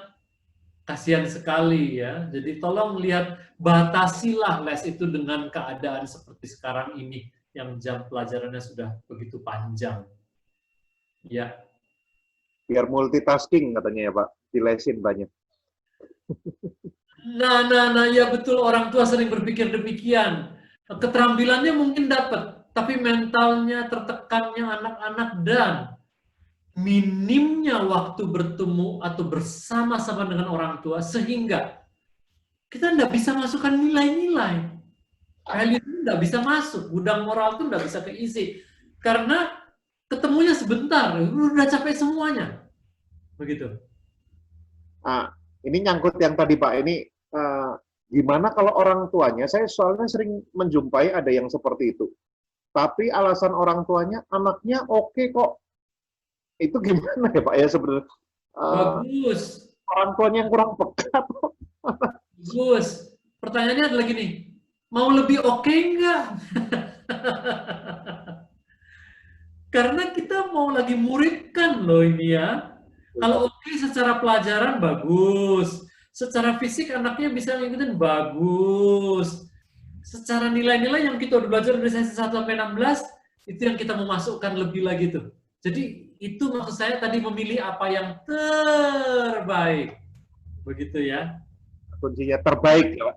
Oke. Ya. Dan anak-anak pada satu situasi kalau memang kondisinya begitu ya mereka akan beradaptasi. Sepertinya oke. Tetapi kita tahu nanti di masa pra-remaja itu ada banyak issue of the heart. Dia akan menghadapi hal-hal yang sudah kita lewati lah. Masa remaja itu akan ada banyak sekali pertanyaan yang nanti masuk usia yang di remaja, ada CD, ada banyak pertanyaan anak-anak remaja itu. Dan dia akan mengalami konflik dengan teman, si ini kok gini dan ini kok gitu. Dan kalau kita tidak punya hubungan, mereka nggak bisa sharing sama kita, dan kita nggak bisa mendampingi mereka. Iya, kalau nggak biasa ngobrol dari umur kids ini, waktu mereka udah dapat lebih banyak tekanan, di dalam diri, mereka nggak bisa terbuka dengan kita. Sayang sekali. Ya, karena hal-hal yang menyangkut dengan hati, emosi, perasaan itu lebih nanti. Kalau masih kecil kan banyak kan motorik, melakukan tugas ini, ya nggak ada teman masih nggak apa-apa. Waktu anak-anak masih kecil ya, tapi anak-anak remaja kita tahu bahwa teman itu penting sekali. Dan bagaimana dia berkematangan sosialnya, dan waktu dia bertumbuh nanti akan ada banyak isu-isu yang mereka ingin dapatkan pendapat kita dan pertolongan orang tua. Dan yang lebih sulit lagi adalah nanti kalau dia waktu di umur itu dia lebih nempel sama teman-teman daripada kita. Tadi pertanyaan tadi tuh. Ya. Gitu ya. Kalau masih kecil mas siapapun bisa mengajar ya, karena motorik, belajar ini, belajar itu belum banyak ini, dan temennya belum banyak dengan 1-2 orang yang mendampingi. Ya semua seperti oke, maksudnya prestasi sekolah, kebiasaan semuanya progres, karena belum menyangkut masalah nilai, dan ya tadi perasaan, memanage feeling dan menyelesaikan konflik dan pertumbuhan emosional lainnya. Iya. Ya, tantangannya makin kompleks lagi sekarang. Global. Makanya lebih baik tinggal di kompleks. Jangan banyak keluar, les gitu ya. Kemudian ada pertanyaan tentang identitas keluarga ini, apakah dirumuskan atau terbentuk dengan sendirinya karena atmosfer, pengajaran, kebiasaan yang dibangun orang tua, atau gimana Pak? Ya, lebih yang terakhir tadi yang diucapkan. Dan yang kita udah pelajari selama ini dari materi kan, ya harus kita bangun, harus didiskusikan suami istri, Ya, seperti di perusahaan kan, dewan direksinya mikirin, menentukan apa visi misinya, terus menjalankan itu kan, menanamkan itu di karyawan. Kita sama, kita pimpinan keluarga berdua. Kita mau menanamkan itu di dalam hati anak-anak dan butuh waktu, butuh extra effort dan sebagainya seperti yang kita udah diskusikan. Jadi nggak akan terjadi dengan sendirinya itu, begitu. Ini ada lanjutannya ternyata Pak. Dan identitas tersebut bagaimana caranya si anak menangkap identitas tersebut? Apakah disampaikan secara verbal kepada anak atau terbentuk atau ditangkap dengan sendirinya? Soal identitas. Ya, kalau masih anak-anak kan, kalau kita melakukannya gitu terus, tadi misalnya identitas, keluarga yang terus memberi. Kan kita sendiri sebagai orang dewasa, banyak sekali kebiasaan kita karena budaya keluarga kita. Yang kita bawa dari orang tua kita kan. Nah, sama juga dengan kita sekarang. Kalau dia dari anak-anak mengalami begitu, terus hospitality tadi, memberi, terus apa lagi, karena dia begitulah keluarga kita operasionalnya, dia jadi terbentuk begitu. Kemudian waktu lebih besar dia lebih paham, oh kita tuh begini, Iya. secara verbal atau lebih mengerti istilahnya ya. Tapi Iya. waktu masih kecil, karena mereka terlibat dengan apa yang menjadi kita tetapkan sebagai identitas keluarga kita. Iya. Jadi identitas keluarga itu berkaitan erat sama tujuan hidup orang tua sebenarnya Pak ya? Betul sekali. Betul sekali. Oke. Ada pertanyaan lagi Pak, ini minta ayat Pak Teddy Tarantino. Tadi dikatakan bahwa menjadi sahabat anak adalah sasaran terakhir kita sebagai orang tua. Apakah ada ayat pendukung untuk statement ini Pak? Biasa Bible study ini pasti Pak. Ya. Yang tadi itu Yohanes 15:15. Kita menjadi murid Kristus, kita meniru Kristus. Dia mendidik murid-muridnya selama 3 tahun dengan tujuan akan menjadi sahabat sebelum memberikan tongkat estafet. Ya kan? Sama kita juga, sebelum kita melepas anak-anak kita sebagai anak panah, kita jadi sahabat supaya nilai-nilai kita masuk ke dalam hidup dan hati dia, begitu ya? Ya Pak. Oke. Ayatnya sudah jelas. Kemudian ini puji Tuhan home based business sebagaimana yang Bapak dan Ibu sampaikan memang yang sedang kami alami. Dan bagi kami ini seperti sebuah peneguhan dari Tuhan, Pak. Awalnya hobi 2 bulan terakhir sudah semakin serius menjadi home based business, tetapi kami sedikit ingin berbagi pengalaman tentang merintis bisnis ini terkait waktu dengan anak. Ada tantangan ketika kami masih sibuk mengorganisir bisnis baru kami. Kami memang banyak waktu bersama dengan anak, bahkan anak kami selalu ikut terlibat ketika kami menjalankan bisnis. Bagus. Tantangannya, sorry Pak, tantangannya adalah kami merasa banyak kebersamaan yang kurang berkualitas. Seringkali meskipun bisnis tersebut dikerjakan di rumah, tapi kami merasa anak kami agak terabaikan. Dan kami ini juga merasa orang tua yang sejak anak kami lahir, kami besarkan berdua. Jadi, iya, bagus itu semuanya, bagus banget. Bahwasanya ada ketidakseimbangan dalam periode-periode tertentu, wajar, normal. Kan tadi sudah dikatakan, tidak ada keluarga yang ideal, tidak ada situasi yang ideal. Tapi semua yang diceritakan tadi, itu adalah proses yang bagus banget. Kita punya awareness bahwa kita nggak boleh gini terus-terusan. Itu udah bagus. Nanti namanya orang sedang membangun bisnis, itu all out. Bisa 24 jam mikirinnya ya, karena suppliernya juga masih nyari, ini masih itu. semua orang yang memulai sesuatu yang baru itu perlu waktu ekstra ya, baik di pekerjaan profesional maupun di usaha. Nanti kalau udah jalan 1, 2 tahun kemudian, kita makin lama kan makin enak gitu ya, dalam tanda kutip. Kita ketemu supplier yang tetap, ini yang mesti itu. Kalau waktu awal kan semua harus dipikirin. Mau yang makanan tuh kotaknya yang ini, coba kotak ini. Itu membangun pada awalnya semua memerlukan ekstra. Tapi nanti semakin berjalan, kita tahu bahwa ini nggak akan terus begini. Itu aja yang menjadi perspektif ya, bahwa nanti kita akan atur. Dan kami pun dalam perjalanan, dalam fase-fase yang berbeda, kok rasanya setiap kali harus kerja sampai malam. Nah, pada saat itu kami mulai menyadari, kayaknya kami perlu orang yang bisa jadi tangan kanan. Supaya bisa menolong, sehingga nggak usah sampai malam-malam terus dikerjakan. Waktu kami mendoakan, Tuhan mempertemukan orang yang bisa menolong dan menjadi tangan kanan. Ya. Tapi itu proses waktu usaha kita berkembang, kita melihat, aduh saya mesti sampai malam nyiapin proposal, mesti ini, nggak ada waktu sama anak-anak. Periode-periode seperti itu ada. Dan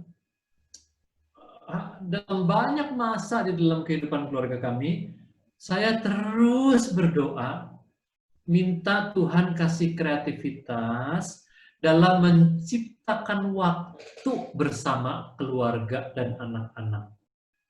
Jadi seperti yang itu tadi, membangun bisnis kami mengalami sekali. Tapi doa kami adalah, Tuhan gimana ya, mau waktunya lebih banyak, Tuhan tolong kasih kreativitas, terus dikirim orang tadi yang membantu dan sebagainya. Selalu ada jawaban-jawaban dari Tuhan yang mengherankan, karena keinginan kita itu sama dengan apa yang Tuhan inginkan. Jadi, tadi kalau dikatakan kami merasa bersalah karena anak-anak jadi terbengkalai, itu hati yang bagus. Dan dari situ nanti Anda berpikir lagi dan berdoa lagi, berpikir lagi dan berdoa lagi, terus Tuhan kasih kreativitas tertentu, dan kita keluar dari masalah itu, begitu ya. Masa paling sibuk kami sempat bilang, apalagi kami homeschool ya, jadi kami bilang sama anak-anak, ayah bunda lagi sibuk sekali ya, jadi ayah harus kerja dulu. Kami kasih tugas-tugas ya. Kalau kamu nggak bisa, kamu tanya sama kakak. Kalau kakak nggak bisa, nggak apa-apa. Nanti bunda kalau pulang kamu tanya. Jadi masa itu pun kami punya.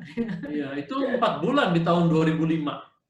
Saya bantuin sampai midnight Pak, lewat tengah malam. Sampai jam 2 pagi, sampai jam 12 malam, itu berbulan-bulan. Tapi kami tahu nggak akan terus-terusan begitu. Dan anak-anak mengerti. Dan anak-anak mendoakan. Mereka umur 10, 9, 8, 6 waktu itu. Dan itu menjadi momen yang indah. Menjadi ingat-ingatan. Jadi tadi bagus sekali kesadarannya terbengkalai, terus ingin begini, bagus. Minta saja kepada Tuhan. Tapi udah ada home based business, bagus sekali. Ya. Terima kasih Pak Rizal dan Bu Rina itu. Penghiburan buat kami juga, karena waduh. Merasa waduh kok kayaknya terbengkalai gitu ya. Tapi yang penting memang tujuannya ya Pak Rizal. Iya. Ya. Ini ada sharing dari Siska sama Pak Tito. Pak Rizal dan Bu Rina ini sekedar sharing. Dalam hitungan kami soal siapa yang membesarkan anak Anda, tadi dalam waktu normal anak pertama kami lebih banyak bersama gurunya di sekolah, walaupun sekolah Kristen sekitar 60 jam per minggu. Sementara bersama teman-temannya 15 jam per minggu. Tetapi di masa pandemik sekarang justru hitungannya jadi terbalik. Kami melihat disiplin yang baik yang telah terbentuk oleh lingkungan sekolahnya, sekarang tampaknya jadi kendor. Sekarang waktu dengan teman-temannya lebih banyak untuk bermain. Sampai kadang-kadang kami harus mencarinya di seluruh komplek. Wah, ini anak komplek juga nih, Pak. Sampai harus mencarinya di komplek perumahan kami. Seringkali susah untuk membuatnya tetap bermain dalam rumah dengan adiknya atau dengan kami semua. Dengar suara anak lain di luar rumah, dia kepo pengen tahu siapa dan maunya keluar. Ini sharing, tapi kayaknya juga curhat nih, Pak. Jadi gini ya, sekarang ini kan zaman nggak normal. Kita lebih lagi nggak bisa harapkan yang ideal. bahwasanya anak-anak jadi hilang disiplinnya yang udah bagus ditanamkan di sekolah, ya wes pasti. Ya toh, diterima ngono lho. Diterima kenyataan ini gitu ya. Jangan dilawan, wah gimana nih, harus gimana. Ya wes, waktu kita memahami, ya bagaimana kita mau membangun disiplin di rumah gitu kan, dengan jam, dengan peraturan. Dan ini kan kelihatan anaknya kan sanguin, butuh gaul gitu kan, sehingga keluar-keluar rumah terus. Itu pun di zaman ini perlu peraturan yang lebih ketat, karena bukan dia risikonya ya, orang tua risikonya yang terpapar itu. Jadi kita kasih contoh-contoh mengenai kasus-kasus COVID itu sekarang, yang melalui anak itu langsung orang tuanya kena, begitu. Jadi harus ekstra hati-hati karena keadaan yang sangat berisiko, sehingga misalnya dia pun main pakai maskernya, pakai gimana. Terus misalnya kami pernah juga loh ya membiarkan anak main antar pagar, jadi nggak boleh keluar pagar, dia ngobrolnya di pagar. Bisa juga gitu, karena ini nggak boleh main-main di masa ini. Harus betul-betul itu distancing itu harus dijaga. Jadi kalau dia main dari rumah ke rumah di dalam kompleks, kita nggak tahu orang-orang rumah itu udah kemana aja selama ini. Nah, anak-anak itu bisa OTG tapi tanpa gejala kan.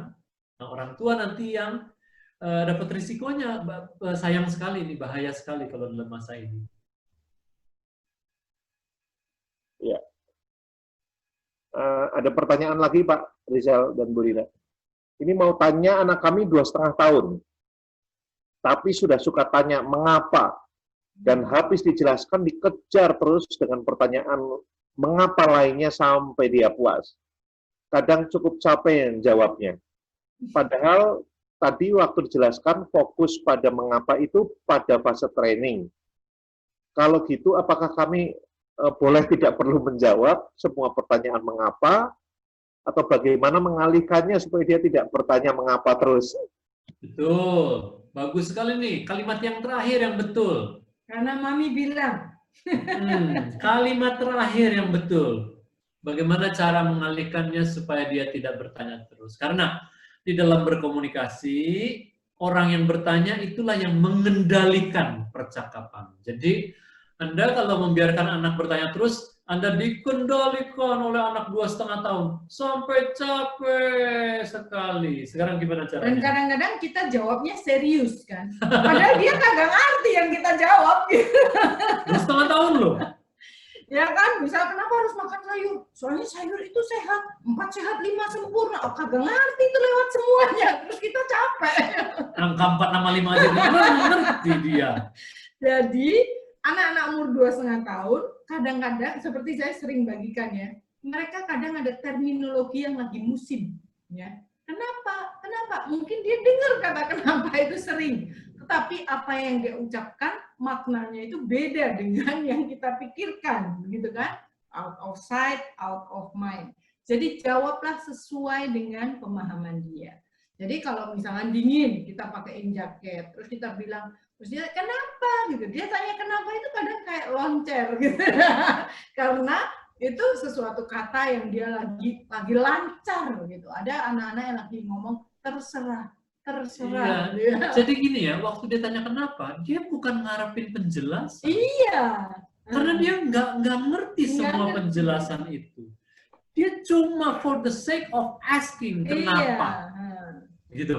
Tahu kalau dia lagi belajar huruf R nih, lagi bisa ngomong citra, dia ulang-ulang terus citra, gitu kan, anak-anak suka main-main, suka ngomong sendiri. Iya. Jadi kalau dingin pakaiin mantan, kenapa? Karena Mami mau pergi. Atau kadang kita nggak perlu kasih alasan, ayo kita mau pergi, gitu, sambil pergi pakaiin baju dia juga nggak nanya, gitu, karena fokus dengan hal yang lain. Iya. Jadi ojo diladeni. Tidak penjelasannya nggak usah sesuai dengan seperti pertanyaan seorang yang sudah punya anak pemahaman. umur 10 ya. gitu misalnya. Tingkat jawabannya yang sederhana dan kemudian ganti kita tanya.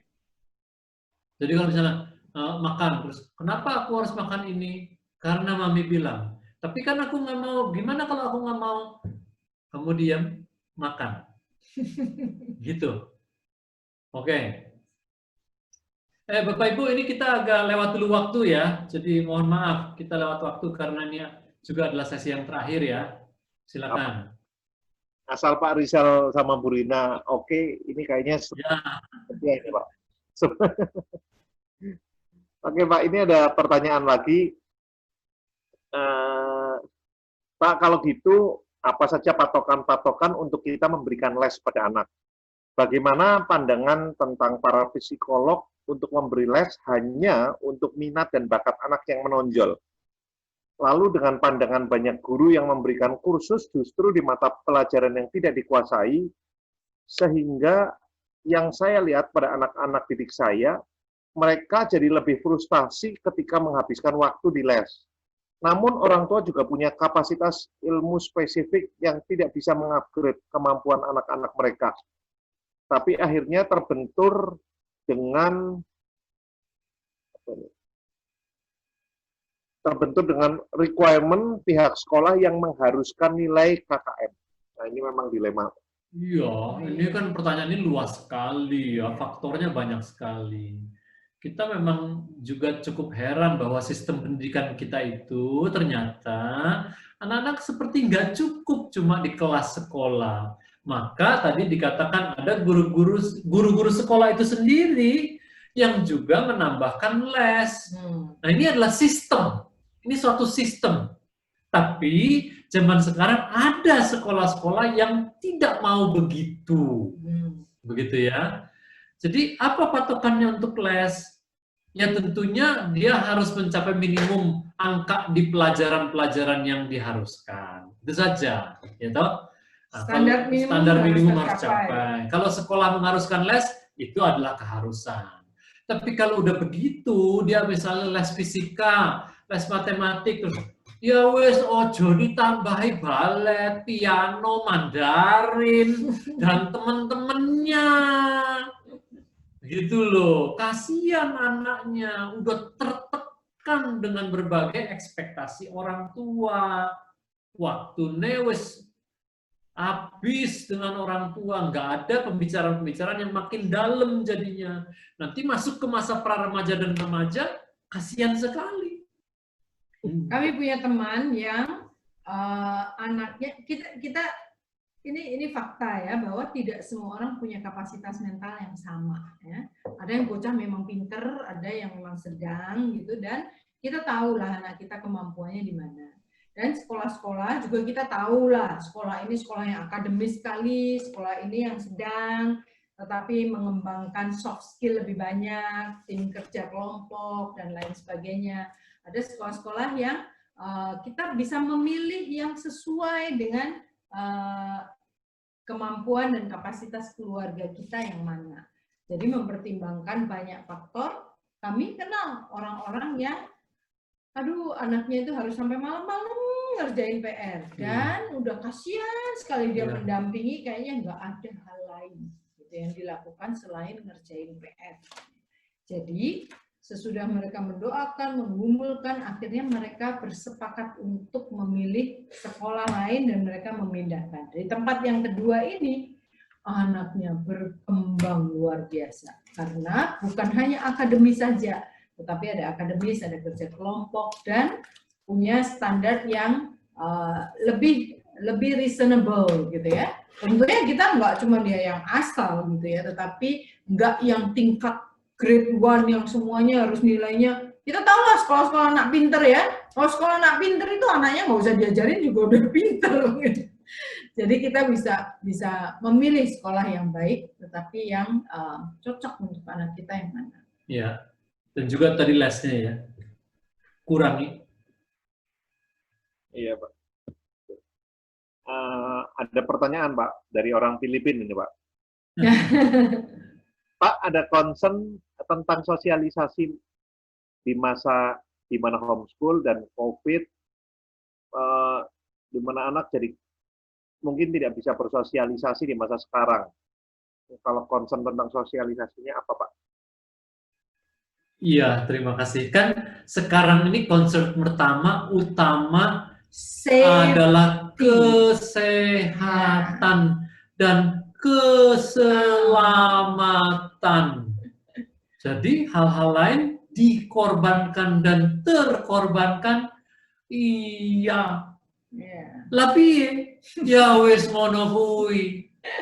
Frustrasi bisa jadi, tapi kesehatan dan keamanan jelas sekali. Ya, tapi kalau di tempat Bapak Ibu memungkinkan anak-anak untuk kegiatan outdoor, itu bagus. Seperti di kompleks kami, setiap pagi, itu sekarang sebelah rumah kami itu lapangan bola. Kalau dulu lapangan bola itu ramai hanya weekend sore. Sekarang itu bola gedung di tembok kami itu bisa pagi, bisa siang ya.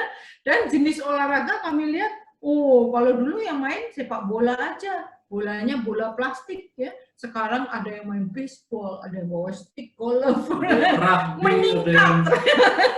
Tapi semua bermain di kompleks. Di luar. Jadi pagi itu jalan kaki masih ketemu teman jarak jauh, tapi sambil jalan 5 km keliling itu ngobrol, semua topik bisa dibicarakan ya. Jadi ada waktu untuk bersosialisasi. Lalu teman kami berkreasi itu jalan dicetin ya. 100 meter, 200 meter, satu keliling 1 kilo. Terus dia buat lagi, di belakang ada lapangan ekstra, dicat gambar lapangan badminton.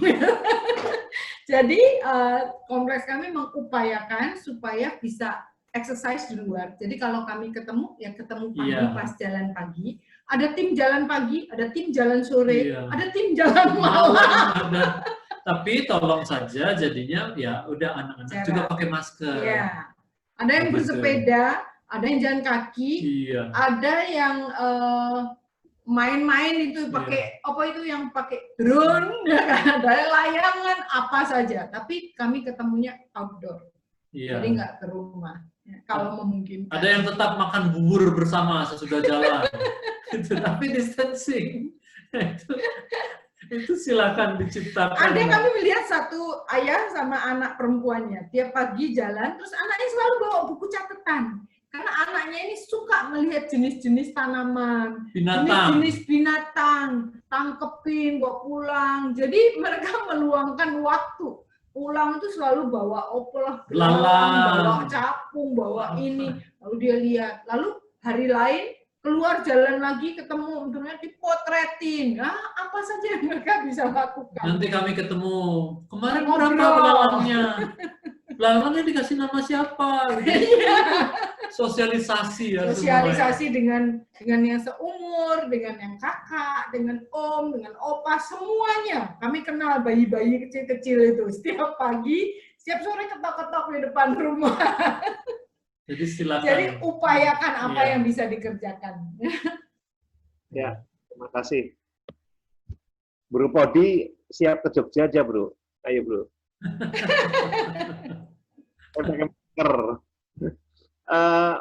Ini ada pertanyaan lagi, Pak. Ya.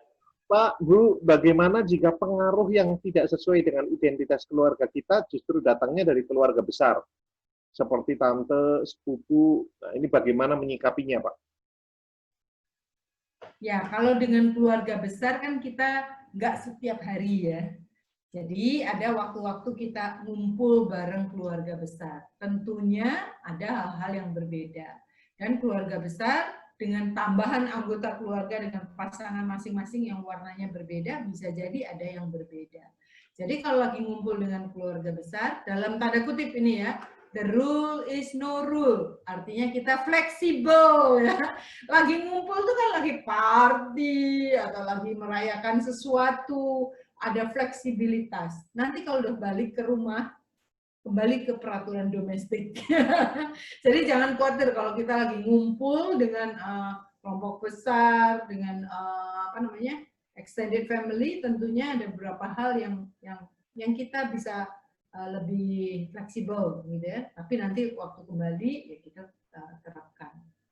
Tentunya beberapa hal yang prinsip banget ya, kita ajarkan bagaimana anak-anak kita supaya mereka bisa seperti tadi ya, stand alone dan mereka usul gitu kita ajar. Dan ngomongnya gimana, gitu ya. Misalnya sepupu-sepupunya seperti yang kami ceritakan juga biasa nonton film-film yang kami nggak bolehkan, gitu ya. Jadi kami udah kasih tahu, kan kami tahu kebiasaan di keluarga besar ya kan. Jadi sebelum berangkat ke sana udah kasih tahu. Jadi kalau nanti ada film begini, kamu gimana? Kamu ngomongnya apa ke sepupu kamu? Bisa nggak yang lain aja nontonnya? Kalau misalnya dia nggak mau, terus gimana? Itu semua udah di pra-aktivitas tuh udah dibahas terus gitu ya. Hanya untuk beberapa hal yang kita punya prinsip ya. Karena kalau nonton yang serem-serem itu kebawanya lama dan gambar.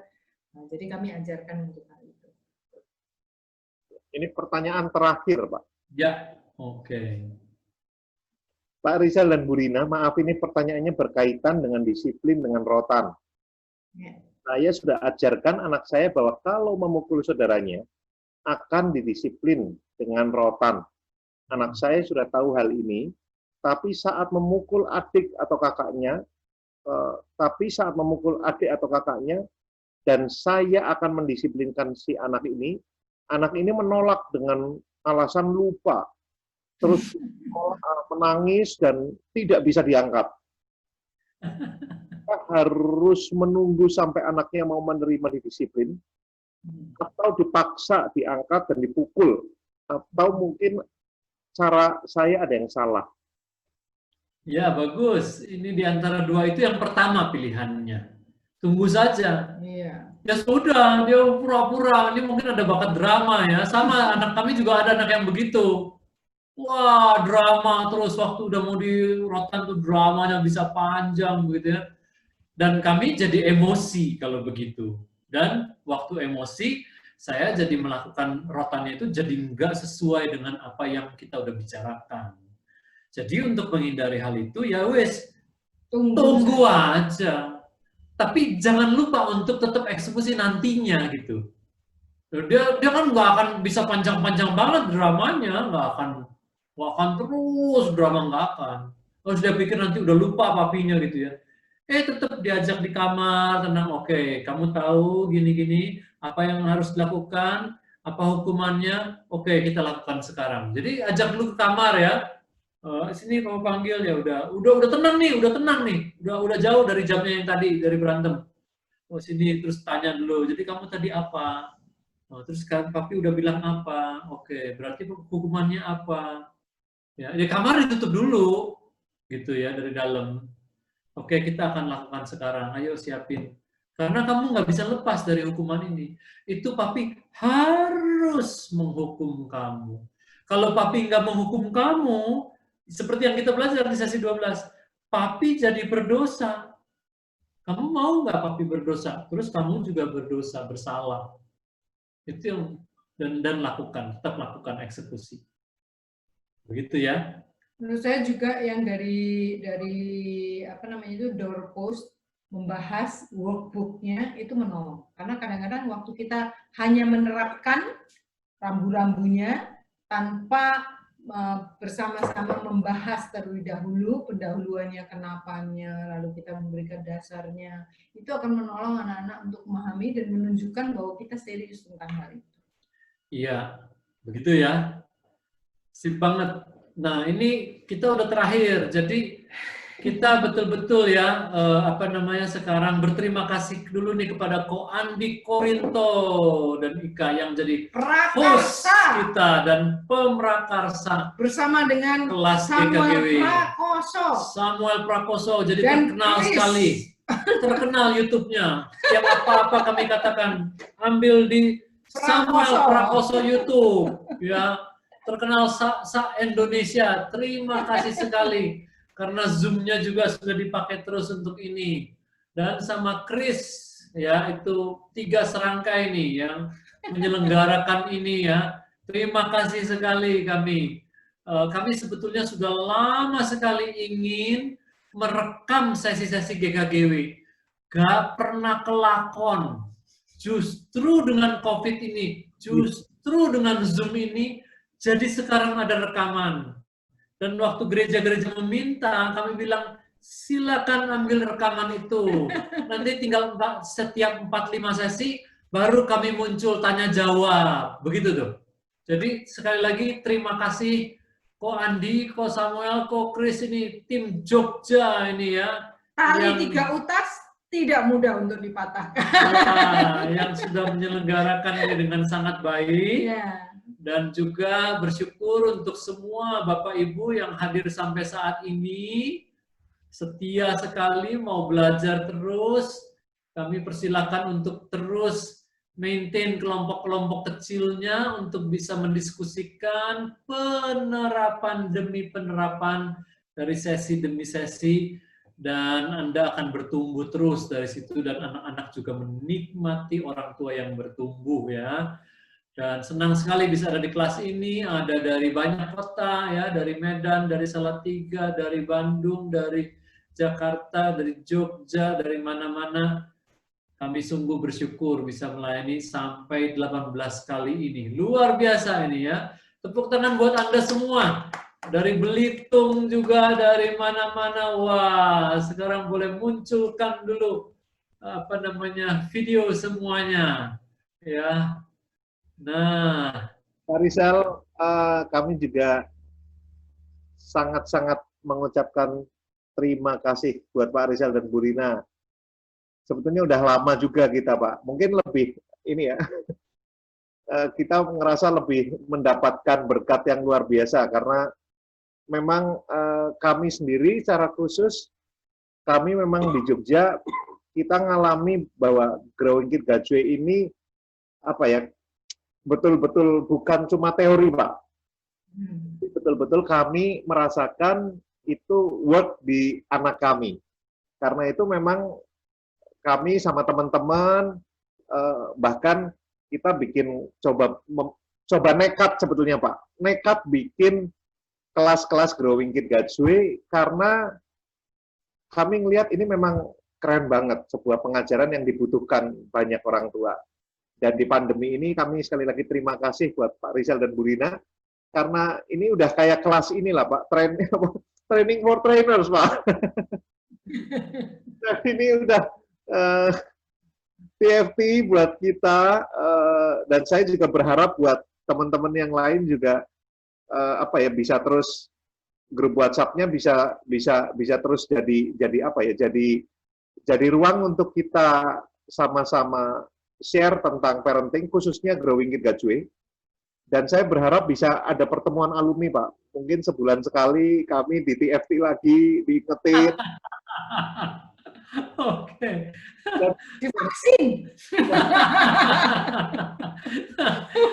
Jangan lupa tanggal 17 Agustus kami ada conference dengan Pastor Gary Ezzo dan Anne Mary Ezzo. Ya, tanggal 17 Agustus jam 18.30. Kemudian ini ada Pak Yulio lagi dari Batam, terima kasih, luar biasa sekali. Terima kasih Pak. Ya. Salam dari Bu Berta. Sama-sama, terima kasih. Dan kelompok Jogja, Anda ada banyak pemimpin di sana, ya, ada ini Nugi dan Tari, banyak tanya sama mereka tuh, ya. Pepet Pak, Pepet. Pepet tuh, ya, Andi Korinto, udah banyak leader di sana, bisa terus komunitas ini. Ada Komesak juga. Ada Komesak di sana, bagus sekali. Yang sudah mengadakan Growing Kids juga angkatan Iya. kesekian. Jadi bisa tuh sebulan sekali di sana, karena banyak pemimpin di sana tuh, bagus banget. Sebulan sekali nanti bisa ini juga Pak, bisa kelas Zoom ya Pak, kami Pak, sama Pak Rizal. Sebulan sekali itu sama pemimpin-pemimpin Jogja, ngono loh. Saatnya berkarya Pak Andi. Tuh, yang muda menggantikan Pak Andi. Iya. Karena sesi sharing itu sangat meneguhkan. Sangat. Pengajaran baik, tapi sharing itu yang membuat kita semakin maju dan terus untuk menabur dan melakukan hal yang baik. Iya. Kita perlu banyak disupervisi supaya ini jadi movement, Pak. Betul, ada Roh Kudus yang mengawasi.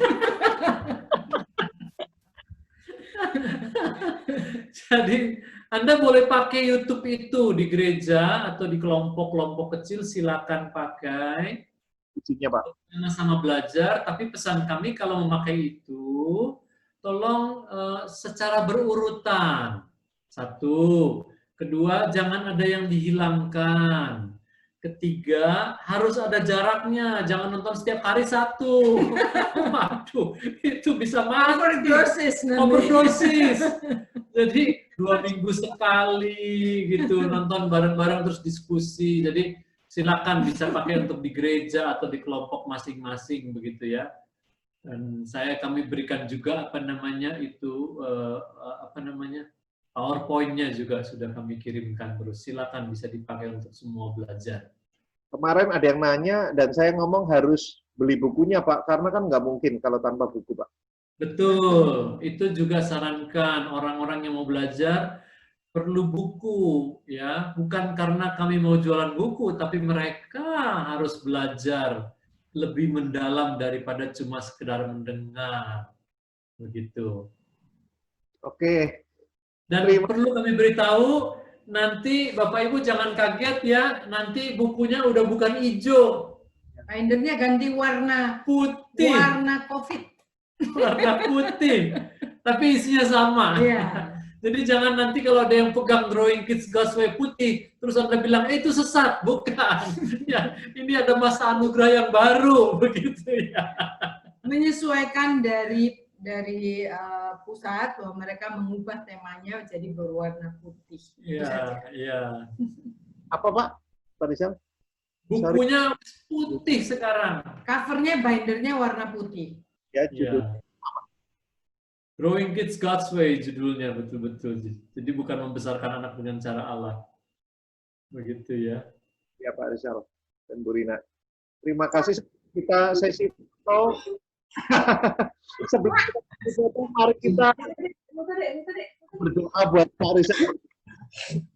Kita akan sama-sama berdoa sebentar untuk Pak Rizal dan Bu Rina, sekaligus doa penutup. Dan mengucap syukur Tuhan buat malam ini, kayak mengucap syukur buat kehadiran Pak Rizal dan Bu Rina dalam hidup setiap kami. Kami mengucap syukur satu anugerah kalau dalam 17 minggu ini kami diperlengkapi oleh Pak Rizal dan Bu Rina dengan berbagai nilai-nilai dalam mendidik anak kami yang sesuai dengan kehendak Tuhan. Kami berdoa Tuhan, biarlah setiap benih-benih kebenaran yang ditaburkan dalam hidup setiap kami ini boleh bertumbuh dan berbuah dengan begitu lebat sehingga keluarga kami boleh menjadi keluarga yang memuridkan, keluarga yang bisa menjadi berkat dan dampak buat orang-orang yang ada di sekitar kami. Kami rindu melalui setiap benih yang ditaburkan oleh Pak Rizal dan Bu Rina melalui program kelas Growing Kids God's Way online ini bisa membuat kami menjadi orang tua yang hebat, menjadi orang tua yang siap untuk memegang anak-anak panah yang Tuhan sudah percayakan kepada kami dan melesatkannya tepat pada sasaran yang Tuhan sudah tetapkan buat setiap anak-anak kami. Sekali lagi berkati Pak Rizal, Bu Rina, dan keluarga. Berkati keluarga ini supaya terus keluarga ini menjadi berkat buat banyak orang, bahkan buat Indonesia. Kami rindu Tuhan, keluarga ini terus dipakai untuk memberkati dan memulihkan dan mengembalikan panggilan-panggilan yang mungkin sudah hilang di antara keluarga-keluarga, khususnya orang tua. Biarlah setiap panggilan-panggilan untuk kami menjadi orang tua yang benar, itu boleh kembali melalui program ini. Saya mengucap syukur, berkati setiap kami semua di tempat ini, berkati setiap peserta, bahkan peserta yang mungkin tidak sampai akhir, kami juga berdoa, berkati setiap mereka, supaya apa yang kami terima ini boleh kami terus kembangkan Tuhan. Saya mengucap syukur buat malam ini, hanya di dalam nama Tuhan Yesus kami sudah berdoa. Haleluya. Amin. Terima kasih. Selamat Bapak Ibu, ya. Selamat. Pak